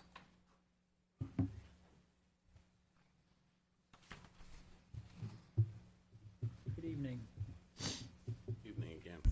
Bob Slater, 1 Stonehenge Road. Great overview of the projects. Getting some more information would be helpful to visualize what we're doing. And another thing that might help the community understand your guys' decision is what is the outlay of services to these buildings? What type of buildings? How many people, roughly? What is the outlay? That might assure people that we may not need 4 additional firemen for this project or 3 additional police officers.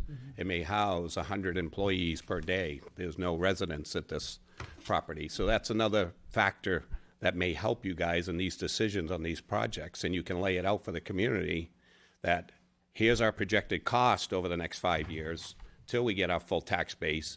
It's not going to burden us anymore on services to a point, and it may, but that's something that you guys may want to try to dive into a little bit with staff, and then lay that out for the community to show the net positive of the project rather than the negative. So just some of that history with an outlay of the building, working with the developer, you know, kind of takes it off your shoulders, and it puts the whole thing on the table for everybody to kind of have all the information. So just a thought. Thank you. Thank you. So these developers did provide narratives with each one of these. I don't know why they weren't printed in our packets, but I know they were given to us in our Did we get these in our Dropbox. packets in email? You did get those in email, yes. The council got them in email. I thought so. And Yes. that was available to the public one. That was not put in the public packet, no. Okay, so in the future, let's put these in the public packet. I will happily take that to the assistant I town mean, you know, manager. just put, whatever's in this building, put it out there. Again, I will happily take that to the Yeah, assistant just, town you know, manager. There's nothing, there should be nothing to hide here, but Aye. 99.9% in here, outside of personnel, should just be available. Please. I will have, like I said, I will bring that to the assistant town manager's attention. Thank you, please. All right, council, what say you?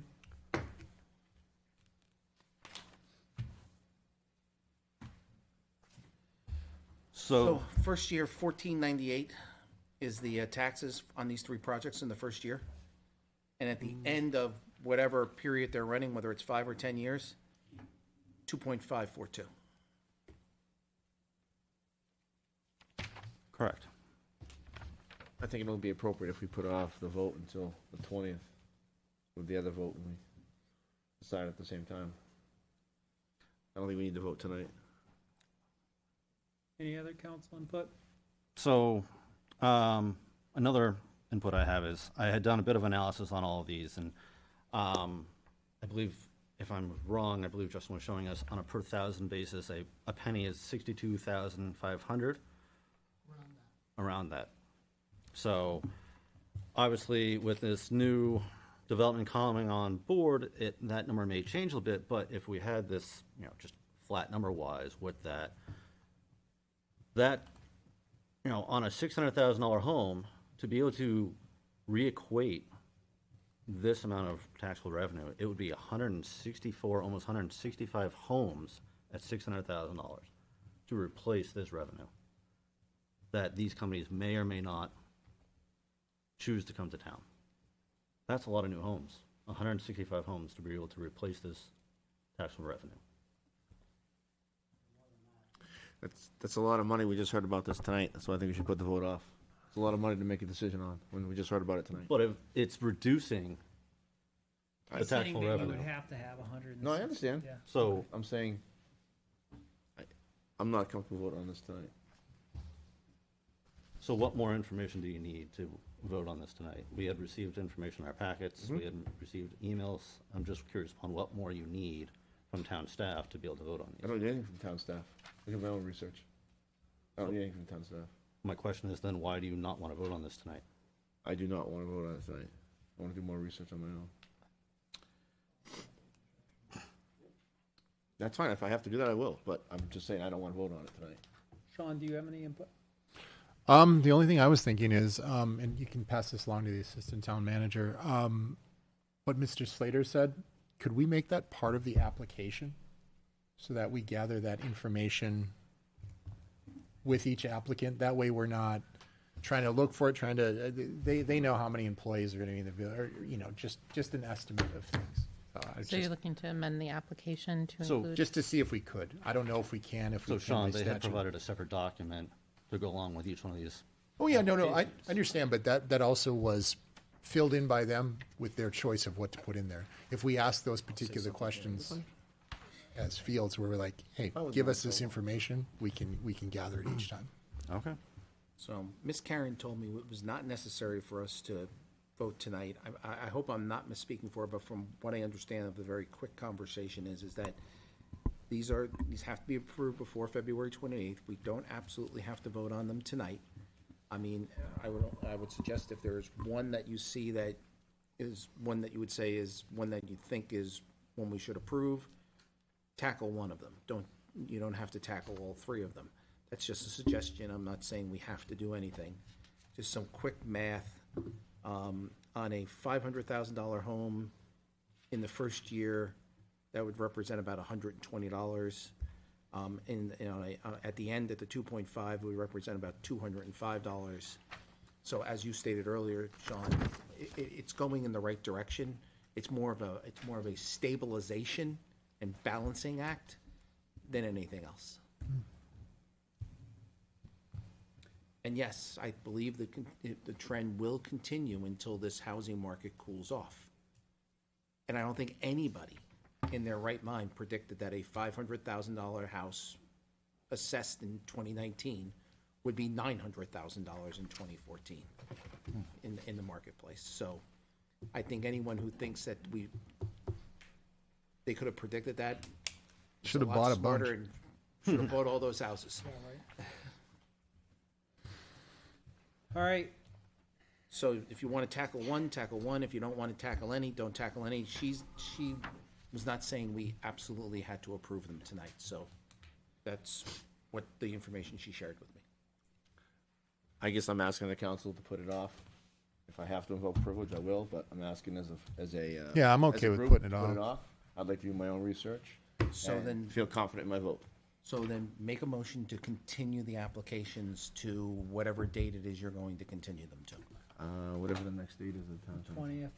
I'll make a motion to continue this until January 20th. I'll second it. I have a motion from Ron, second from Sean. All in favor of continuing these 4 applications to the 20th, say aye. Aye. Any opposed? Chair votes in the affirmative. All right, resolution 2025-01, acceptance of unanticipated revenue under RSA 31:95B 3A, 2025 Highway Safety Grant. Mr. Campo, thank you for your patience, sir, and to your staff. Absolutely. So this is actually an amendment to a grant that we had previously received. The police department is able to go back and obtain an additional, I believe it's about $10,000, bringing the grant total to $24,000. Okay. Any questions from the council? Any comment from the public? All right, council, what do you want to do? Do I have a motion to accept unanticipated revenue for the 2025 Highway Safety Grant? No motion? We've got to. I'd like to wait for those two to. I do agree. I don't know what those two are doing. This is, like I said, this is an amendment. Since nobody's here, I'll continue on with it a little bit. Go ahead. It's an amendment to a grant that we've already received. There is a 25% match. It's above 10,000 by itself, but the total grant that we're receiving is 24,667.13. Okay. But we've already accepted the other 14 at a previous meeting. So this is part 2-ish? Essentially, you could look at it that way. What happened is the police department went back. They had additional money for them to be able to purchase. And I'm going to butcher these names, so do we have? It's too bad. They can correct me, but an LDAR unit laser cam, a movable speed sign with the software, and a traffic data recording device. Okay, so traffic mitigation, traffic calming, traffic diversion tools. It is a traffic safety grant. Am I hired? So, and what was the town council's, or what was the town's part of this contribution to this grant? So it is for the LDAR unit. It is. I apologize for that. $1,398.75. For the mobile speed sign with software, it is $684.12. And for the traffic data recording device, it is $1,339.50. You want to talk? Or are you good? What are your thoughts, Ron? I'm good with it, but if you want to wait for everybody else, I mean, if you want, make a motion, then we can, I guess. I just want to leave us. Do I have a motion to adopt Resolution 2025-01. So moved. All right, I have a motion from Ron. Do I have a second? Second. Second from Sean. All in favor, say aye. Aye. Any opposed? Chair votes in the affirmative. Resolution 2025-01 is adopted. All right, do I have a motion to close public hearing? So moved. I have Second. a motion from Sean, second from Ron. All in favor, say aye. Aye. Any opposed? Chair votes in the affirmative. Public hearing is closed. New business, proposed warrant article discussion. Actually, let me take a minute to look at things for real quick. Town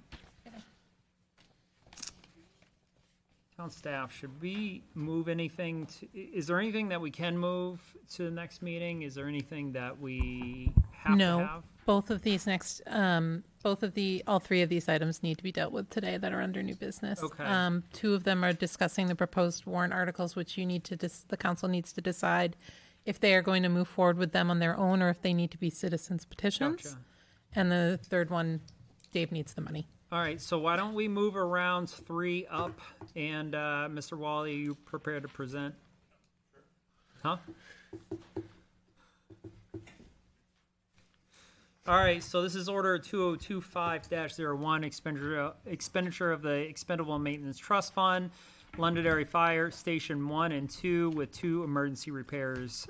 Director of Public Works and Municipal Facilities, Dave Wally, good evening. Good evening. Thank you, Mr. Chair.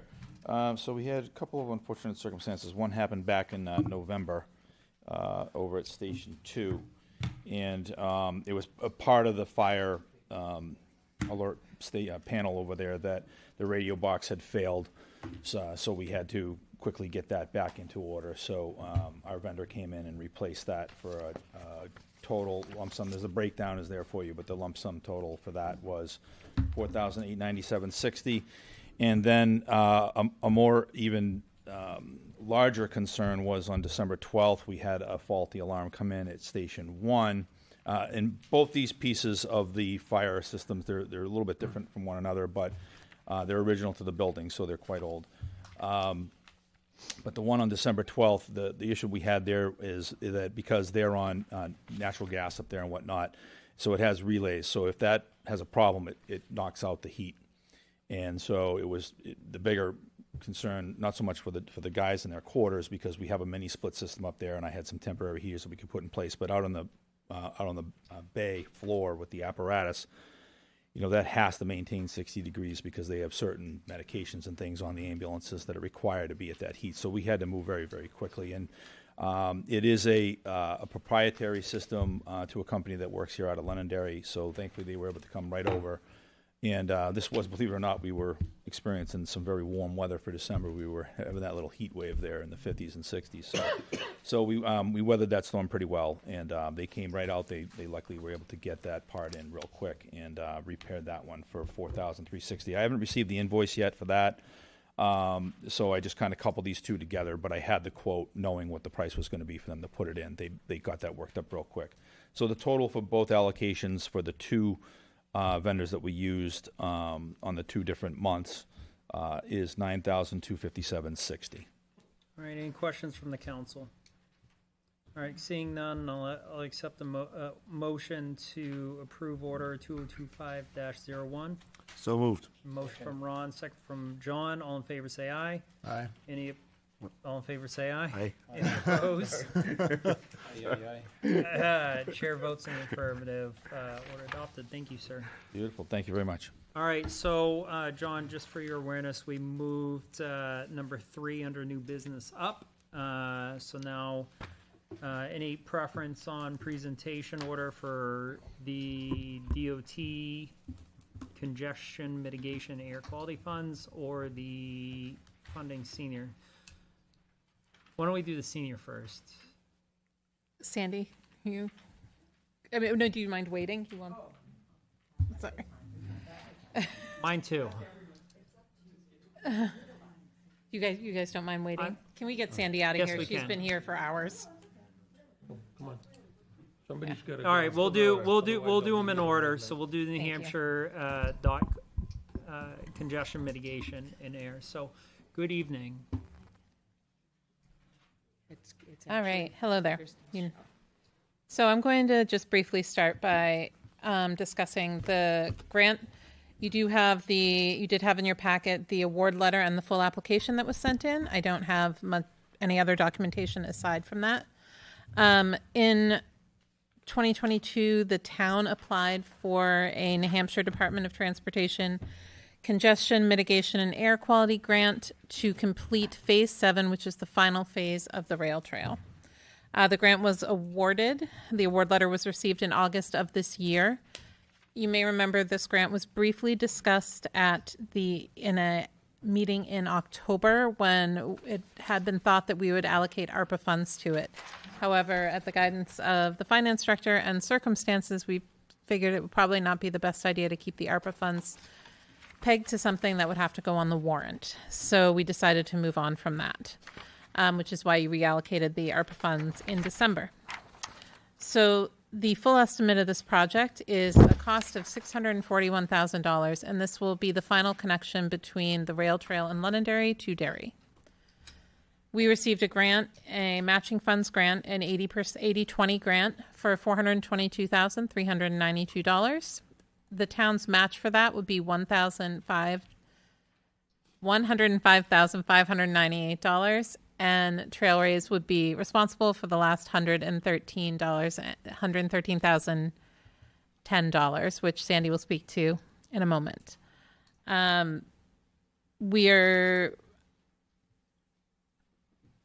Basically, Trailways needs to know whether the council would like to move this forward as a warrant article. The warrant article will be modeled after the one that was on the 2019 warrant for phases 5 and 6, although it's a substantially lower amount. This graph just shows the share of where those funds will come from for this last portion, just because visuals, and I figured I might be getting to this late at night. I like colors. Yeah. Colors are good. And if you so choose to move forward with this as a town, what makes this a little different than some of the grants that have been applied for in the past is that this grant was applied for by the town with support from Trailways, and the awardee is the town specifically. So that is the one administrative point in favor of the council putting the warrant article on versus a citizen's petition. And with that, I'll turn it over to Sandy. Hi there. Sandra Legue, 2 Fiddlers Ridge Road, and I'm on the board of directors of Londonderry Trailways, and I'm just here at Kirsten's invitation just to answer any questions, because as she mentioned, this was a town written grant, and we supported that with numbers and issues, and other times it's been the other way around, where Trailways has written the grant and the town has supported us with facts and information and figures. So I'm just here to answer questions. As brief as I can. Any questions from the council? So what is the ask here for a $105,598 warrant? Yeah, the actual wording of the warrant article would be to raise and appropriate $641,000 and you can speak to where you'd like them to raise the $105,000. Can you put that graph back up, please? Yeah, absolutely. Okay, so the warrant article is going to say that we're going to raise $641,000, and that $422,000 of that is going to come from grant funding. Yes. And that 113. Justin, cut me off here at any point. 113,000 is going to come from Trailways, and that the taxpayers are going to raise $105,598. So the taxpayers. So the warrant article will be worded in such a way in which the taxpayers will be the one raising the $105,598. Correct. Okay. How much money do we have in the undesignated fund balance? $6 million? 7.8. Have we used the undesignated fund balance for anything as far as projects are concerned? I know we've used it for some other things. We've used a hefty amount in this year's request. Thank you, Justin, for coming up. So the choice is either we go to the taxpayers for funding of $105,098, which is, a penny and a half, or we can designate it from the undesignated fund balance. So those are really our only two choices? Yes. Okay. Just wanted to get that all out on the table.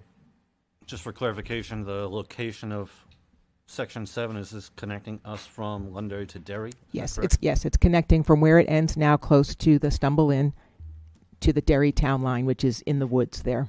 Do we know how Exit 4A will be affecting the rail trail, and if will there be an interruption in the rail? I thought I had heard at one point there could be an interruption. So Exit 4A resides completely, as it intersects the rail trail, I should say, resides completely in Derry. Mm-hmm. And so that's a Derry and state DOT issue. It will be contiguous. There's a little bit of a dispute over there as to which way it will be contiguous, straight through versus the spaghetti loop, as they call it. But that is literally approximately, don't hold me to this, but it's more than half a mile, 3/4 of a mile away from the Londonderry town line. This is just from, what's that road again? The main Seasons Old Lane. Rome Trail. Thank you. 28 to the Derry Town line, which is in the woods. So if you go up to Old Rome Trail and you're on the Derry side of it, you go up past where the excavation company is, and you're looking at Old Rome Trail, this is going to end somewhere to the north. It's not going to reach all the way to 4A. It's not going to get to Old Rome Trail, I should say. Yeah. And then Derry's going to pick it up from there and bring it across. Right. So it's up on the behind the old Walmart, right? Where yeah, Ocean almost. State is Yep, now? yep. So she has it up on the screen Yeah. there, right there. So you can see where it ends right now is where her cursor is, and that's crossing 28. And then you go into the woods, right? And if you've never been there, you don't know what this is, but you can see where It's unpaved. it's unpaved. Currently. Correct. It's unpaved. Where's the end point? Oh, sorry, this one's upside down. Let me flip it. Yeah, the next page got flipped upside down. Now I'm really lost in the woods. Hold on, let me figure out how to. And so there's an overpass in the woods. It's an old, unused, abandoned overpass, and that's roughly where the town line is. And then it goes for another, at least a half mile into Derry before you reach the exit 4A area. So as it currently sits today, this is an unpaved trail. So this would be to pave and put in crossings on the current roads? Yes. So it would be, the proposal is a pedestrian hybrid beacon, and the state is very, very, very involved in that. There's a lot of hoops and whatnot to... Similar to 28 and Yes. Sanborn. Correct. That. Yep. Correct. Yep. And that's really run by the state regulations, and then paving it into it. So it's a corridor. It's a usable corridor, although it's very rough, and we don't promote that, and it's use at your own risk. We are putting there's a Beaver Brook crossing. I don't know if you can point where that is. We're actually putting a bridge in there. We're self-funding that, and we're putting that in this spring. It'll be roughly $50,000. That Trailways is funding that on our own, which is outside of this grant, because we just try to keep it moving forward, and we do everything we can self-fund. We just keep doing it, and we keep doing it. And by the time you receive these federal monies, there's been cost escalation and whatnot. So we feel this will really get us the full way, because it's not a complicated section. Outside of the Beaver Brook crossing, there's no other, and the 28 crossing, there's no other right-of-way issues. There's no other road crossings in there. So it's not as complicated as some of the sections have been. You know where the sports zone is, and you go up and you make that, you're coming away from it, and you make the left, and you get to the road, and then you're going to make another turn. Right at that corner there, if you go due west, straight out into the woods, you'll run into the Londonderry line. Yep. Yeah. So it literally is in the woods. Oh, yeah. You wouldn't even know it's there. So the options is to have the 105 come from undesignated fund, Or you can fund it for about a penny and a half. About that ish. That's your options. Or do nothing. I'd like to hear from the rest of the council. I guess I certainly don't feel like it should come on undesignated fund balance. I feel like if people want this, they should pay for it. Yeah, I agree, Sean. I don't want it coming from undesignated fund balance either. But I'm fine with it going on a warrant article. Make a motion? I Or would, other I would discussion? prefer to use the undesignated fund balance. I mean, we've built up this fund over time to use on projects such as this, and I think this would be a great use for it, for the public good. So when you weigh this decision, the way you weigh this decision is you say, okay, we've got this grant money, and I don't know if there's an expiration date on it or not, but you have this grant money that you have to use. So you can say, okay, if the people want it, and they deny it, and the grant money has an expiration, you lose that grant money. And I don't know if it does or it doesn't. This is just my brain trying to think about it. If I use the undesignated fund balance, the chances are, not perfect, but they're probably better that it will pass. I guess the question we need to ask is there an expiration on the grant? If we don't use it, will we lose it? And that's something to take into consideration when you're thinking about this. Personally, I'm indifferent. Whichever way you guys want to go, I'll go that way. I am indifferent as well. Do you know any of the answers about the grant, if there's an expiration? We don't have the fully executed grant agreement yet, so no, I do not know the expiration. I do believe in most of these grants, there is an expiration. I do not know what that date is for this one at this time. Thank you. Appreciate that. I guess even with the expiration, I still feel like this is a taxpayer decision. Even the undesignated fund balance is their money, but it's something that we should let them decide. And if they view that it's worth it, if the grant money is worth, the 105 is worth paving this, they should make that decision, not me. So do we have a motion? Do we need a motion? I don't think we need a motion. I Just a just think we need a consensus? consensus of that, like, we're Yes. directing them to develop a warrant article Thank that you. says X. And again, I'll go along with whatever the I'm majority fine with is. what Sean said. I'm fine with the warrant article. I just don't want it coming from undesignated fund balance. All right. I'm whatever the council wants, I'm fine with, so I guess I agree with that. All right, so we'll put it on the warrant article. It'll come from, it'll be raised and appropriated through taxpayer funds versus the undesignated fund balance. Okay, got All it. right? Mm-hmm. Thank Yep. you. Okay, appreciate it. Thank you for your hard work there. I'm putting it together. They're not easy to win, so. Thank you very much. Job well done.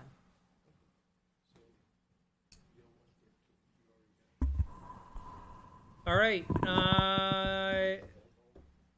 discussion, so proposed warrant article, discussion funding senior transportation needs through vehicle registration fee under RSA 261:153, section 6.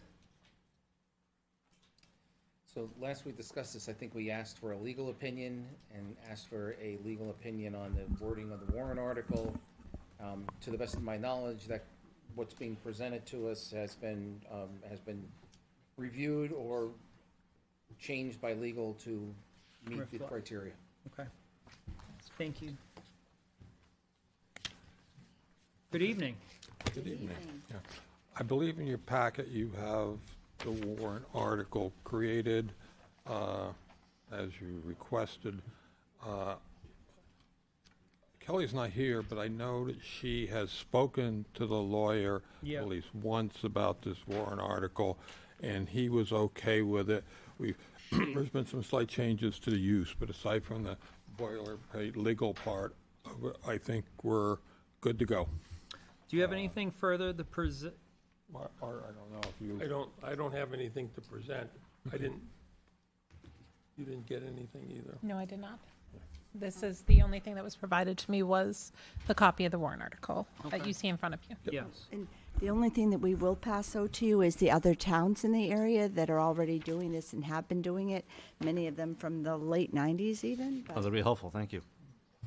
So just for clarification, so the presentation at our last meeting, thank you very much, was to either A, have the council put forward a warrant article to add a $5 fee I'll just read it as is. So, motor vehicle registration fee and capital reserve, to see if the town will vote to collect an additional motor vehicle registration fee of $5 per vehicle for the purpose of supporting a municipal transportation improvement fund set forth in RSA 261:153(6) to further to vote and establish said fund as a capital reserve fund governed by RSA 35, and to appoint the town council as agents to extend from the capital reserve funds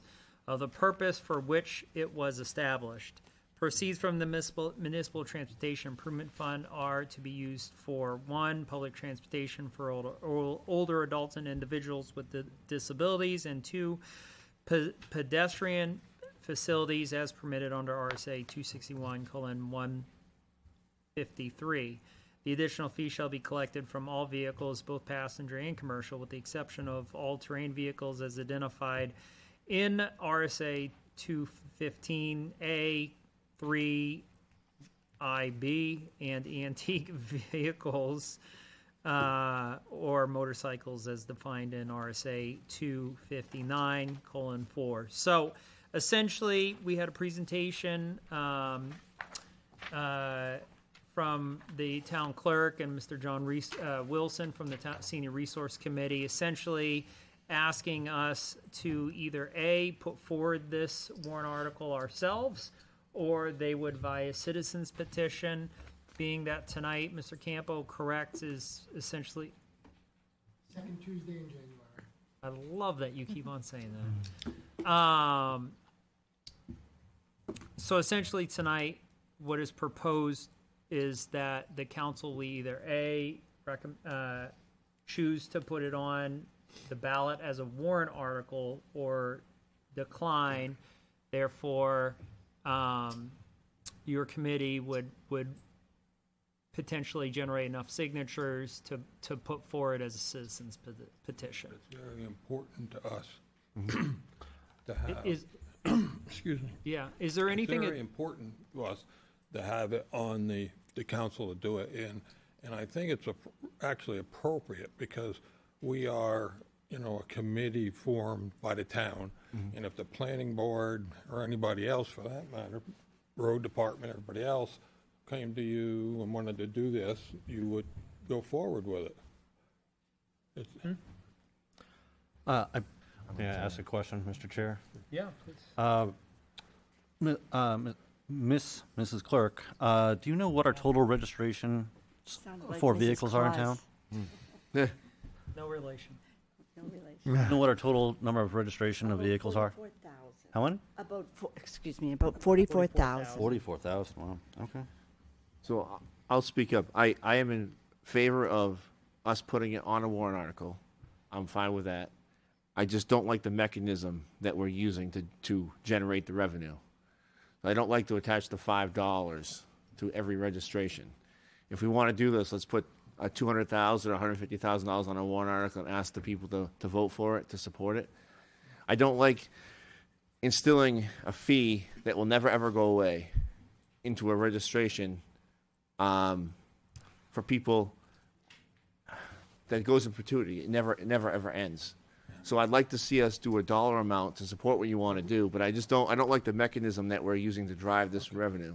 Okay, I can understand that. Are you familiar with, I guess it's Amendment to the New Hampshire Constitution 6A? You familiar with that? I know of it. I have to read it better to tell you. Well, basically, what we are trying to do is kind of the same thing. Yep. Okay? That article says that all the money collected for gas tax, registrations, a whole bunch of stuff can only be used for transportation. And that was back in 1938. Yep. And that warrant article or that amendment has served us well. Okay? Maybe not so much now, because now it would be nice to have some public transportation. Yep. But by doing it this way, okay, we are not guaranteeing, but making certain that there's a supply of funds coming in to fund transportation, because you just can't get a transportation system going. People count on it, and then because of not you, but the next board or the board down the line decides they don't want to do it. So this effectively is trying to do the same thing. We get this going. Now, this warrant article can be rescinded at any time, but it would take your vote to do it. So you have power over it. So I understand your problem, but it's very difficult to run a transportation thing at all without being ensured that you have money. Now, even with the federal money usually comes in, if they give it away, they give it away for transportation. This actually transportation for these people I'm talking about in 2-year increments and sometimes 3. So there's a flow that people can. I fully support what you want to do. There's no argument there. I support what you want to do. I just don't like the mechanism we're using to get there. That's all. I just know that once we instill fees, they never go away, and we just keep. But I do support what you want to do. I 100% support that. I just think we should put a dollar amount on a warrant article and have the voters vote on it, as opposed to charging 44,000 registrations $5. This is working for. Bedford, Derry, Manchester, Exeter, Seabrook, Northampton, Somersworth, Dover, Durham. It's something that's been in place. It's just not a tool that we've utilized through the years. And it's used all over the state too, really. This is just our area. So the irony of life is there's actually a state law that enables this. I know, there is. That's the irony of life, right?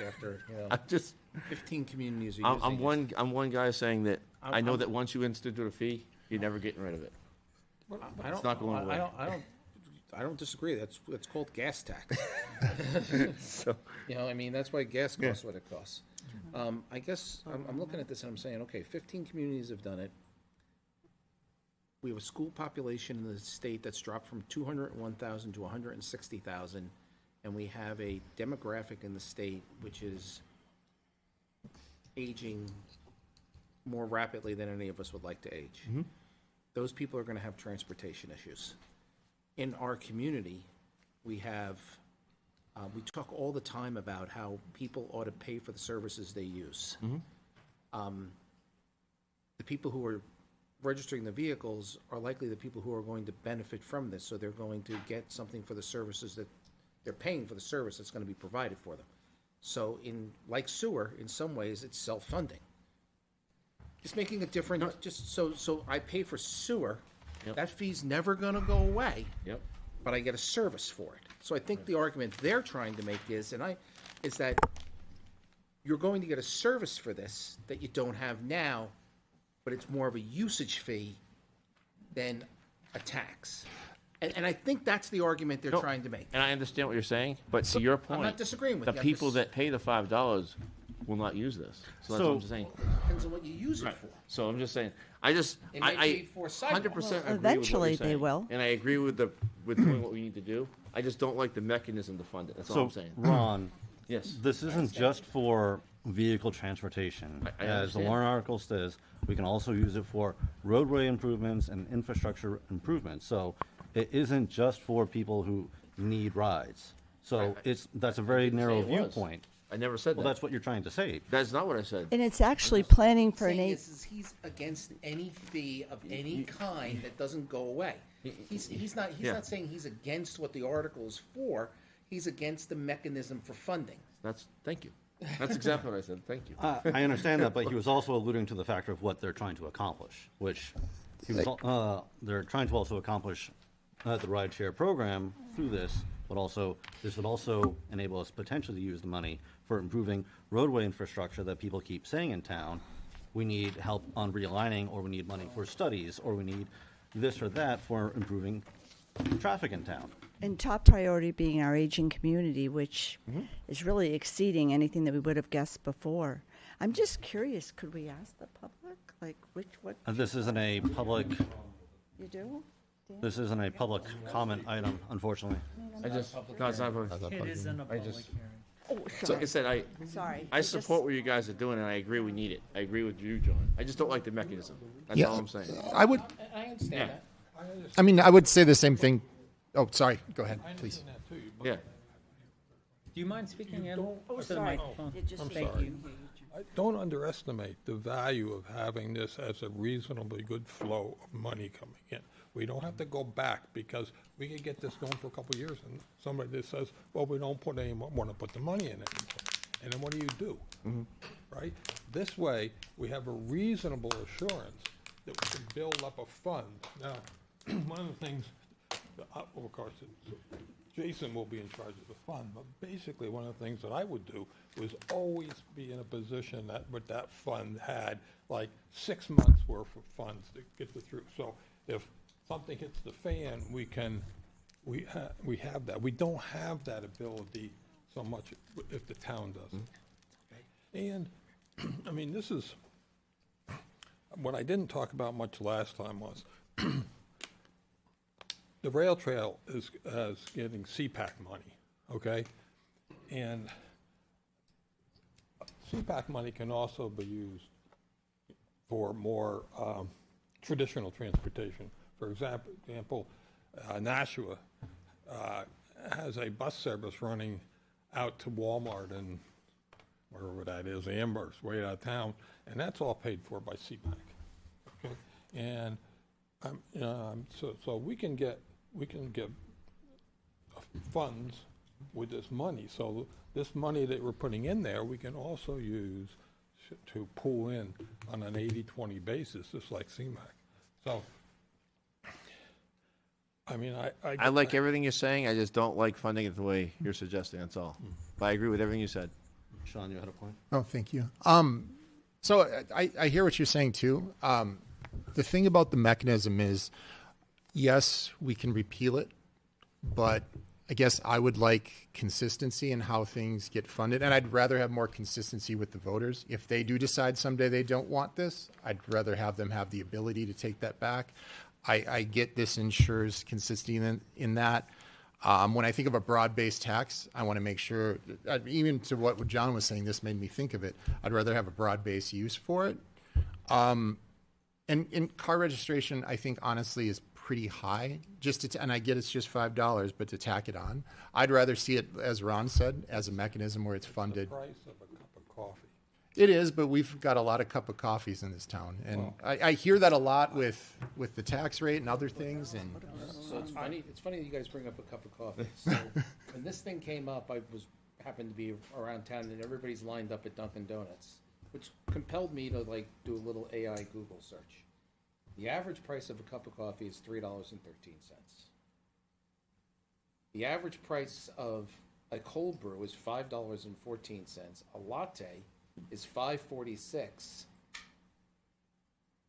The cheapest in the country is, where is it? The cheapest coffee in the country is in Nebraska at $2.12. So when I look at this, and you guys equate it to a cup of coffee, I kind of have to sit back and look at it and say, okay, do I ask the taxpayers for $200,000 in a maintenance trust fund, which puts a lot more stringent parameters on it, everything else, or do you do what these other 15 towns did? And I'm not saying one way or the other. I'm saying, okay, is this a good idea? I think we all agree it's a good idea. So keep in mind, John, there's other towns that fund it another way. They don't put it on car registrations, and they still pay for it. Oh, a lot of towns. So I'm just saying that I just don't like the mechanism. I'm agreeing with everything you guys are saying. I just don't want to fund it through car registration. That's me. What I'm saying is that if we fund it fully as you want, it becomes, we need to, it doesn't give you as much flexibility to use it for what this money can be used for inside of transportation. You've got to have a very, very defined warrant article for a very defined thing. So it doesn't, if you're looking for flexibility, it won't give it to you. If you're not looking for flexibility, well then fine. But that's the double-edged sword on it. And and look, I mean, whatever we decide to do is fine. I mean, I'm good either way. You want to fund it through putting in a maintenance trust? Fine. You want to do it this way? Fine. But I'm just saying that you give up one for the other. You get flexibility with this. You get no flexibility. You get less flexibility. It depends on what matters to you. Yeah, and I think flexibility benefits us. I don't know that it benefits the taxpayer, and I guess that's who I'm looking to benefit more than us having the flexibility to be able to do. And I'm not talking about us. What I'm talking about is that it's kind of like the scenario I was talking about with Ron is. It's like sewer funds. It's paid for by the users. If you're paying for this, everyone is getting a benefit from it because you're using it to improve, whether it be studies around traffic, whether it be infrastructure, whether it be traffic lights, whether it be sidewalks, whether it be street lighting, whatever it is, whether it's transportation for the seniors. The users are paying for it. So it's more of a usage fee than it is a tax. And again, I'll go either way, whichever way we want to go, or don't do it. I mean, but whatever the majority decides, I'm good with. But what I like to be able to put all the options on the table. Yeah.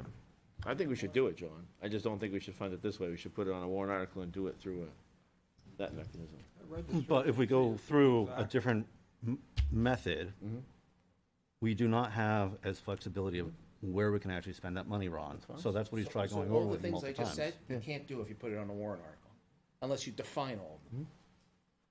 That could be So, quite I tricky. mean, I don't know how to do that really fast. That's why we have experts. Well, that's why we have and attorneys. Anyway, that's all the information that I can provide. And I mean, I'd love a traffic study. I've been asking for that, and as Jake said before when he was up here, he wants me to put that forward, and I want to look at traffic in town too.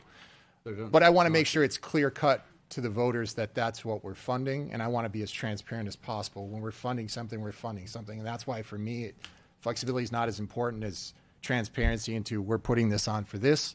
This is what you're getting, and they know that, and they have certainty. Okay, and so then what you need as a council to do is you need to give very clear, concise direction to the finance department to what conversation you want them to have with legal to develop a warrant article to do everything you just said. Okay. I'm willing to do that. I have Well, and time. I don't think we have the time to be able to. We have vote. time. We have till the second Tuesday. And I have time to meet with Justin. That is a different, no. What I'm trying to say is we do not have time to figure out what a study would cost and all the right parameters. No, we're not talking about a study. That would, you're right, we don't have time We don't for have time that. for that, That's no. not- We're just talking We're about. keeping it simple. Can we Excuse me. one at a time? Oh, John? Are you suggesting that we make certain that the warrant article spells out very precisely what this money is going to be used for?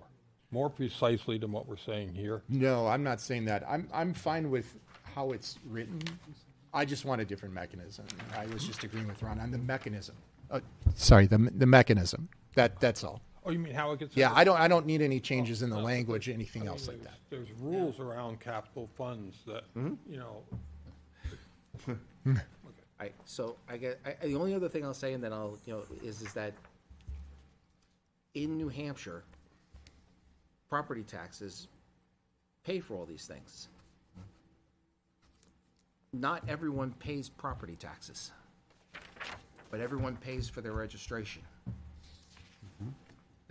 The people who are living in rental units, which we have a fair amount of them, they're also using all of the same things that the property owners are using. So you want the property owners or the property tax bills to fund this, yet the people who are going to be maybe 20% of the users and get the benefit aren't paying for it. Just another way to skin the cat. Then how do you look at the fact that if you don't have kids, you pay for the schools, right? Well, listen, I'm just saying, that's what it is, right? Listen, So- listen, I don't have any kids in the schools either. I pay for them too. But Yeah. I'm saying is that I had the opportunity, or if you had children, you had the opportunity because you're a property taxpayer. But if I have 2 cars and I rent, Yeah. and I get the benefit, I get it. I'm not part of paying for it. I will volunteer my time to meet with Justin to fix the warrant article. If we agree, I have no issue with that. And again, remember, I'm just trying to give you Yeah. all the information. I will- I'm not forming an opinion one way or the other. Whatever he needs, we can talk to DRA and get it Whatever you worked guys out. wanna do. I think we need to put it on the warrant. I just don't like the mechanism. I don't understand But what. I guess the question is, Ron, what avenues or areas would you want to be able to spend money on? obviously, the senior community would like to potentially use the about- money for a busing option for people when they need rides. Okay. But also, this warrant article, how it is written and from the state, also allows us to use the money in different fashions beyond just that item. Okay. And if you wanted to write the Everyone, warrant article just for Ted, sorry. the transportation issue, that would be one thing, and it would be very limited, and we would then have to be driving that forward. I think as Sean said, I'm not worried about the flexibility, but I'm willing to put a warrant article together that DRA will approve that would allow us to use it for different mechanisms, if that's what you wish. So since it's getting late, let's try to find a middle ground. Counselors, could I just add one little mix into this? We appreciate the new idea that's on the table, but the Senior Resource Committee, John leading the way, has put hours and time and research into what you have in front of you, and he based bringing this forward the way it is on what other towns do, how the money is used. So we would ask that you would consider it the way that it's written, and then let our voters decide at the polls instead of completely changing everything that the work and effort of the Senior Resource Committee, if possible. How do we find a middle ground? So I'm not going to get in trouble. I promise.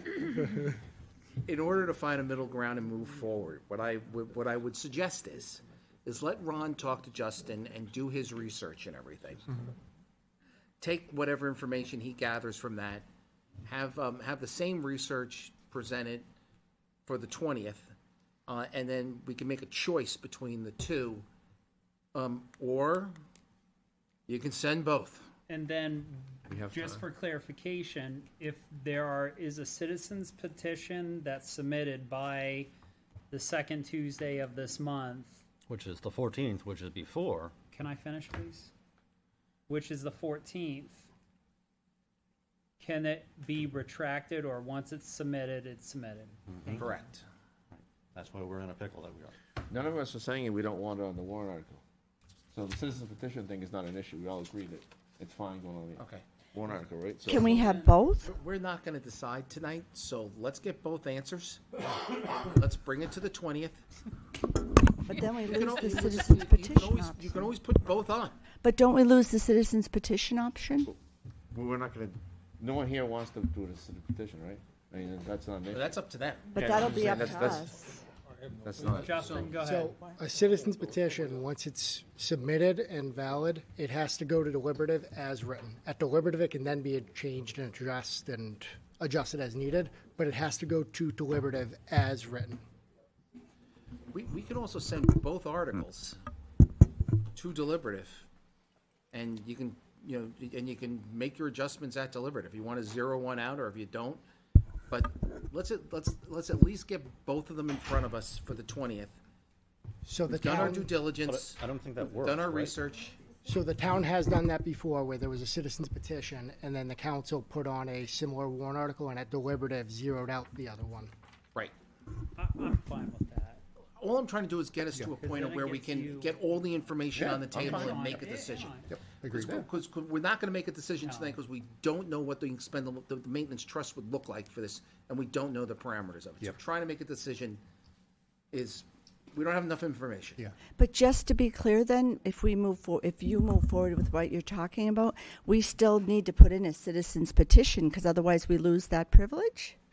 What we're talking about is that we're going to bring both to the public hearing on January 20th, and either we'll keep both, kill both, or do one.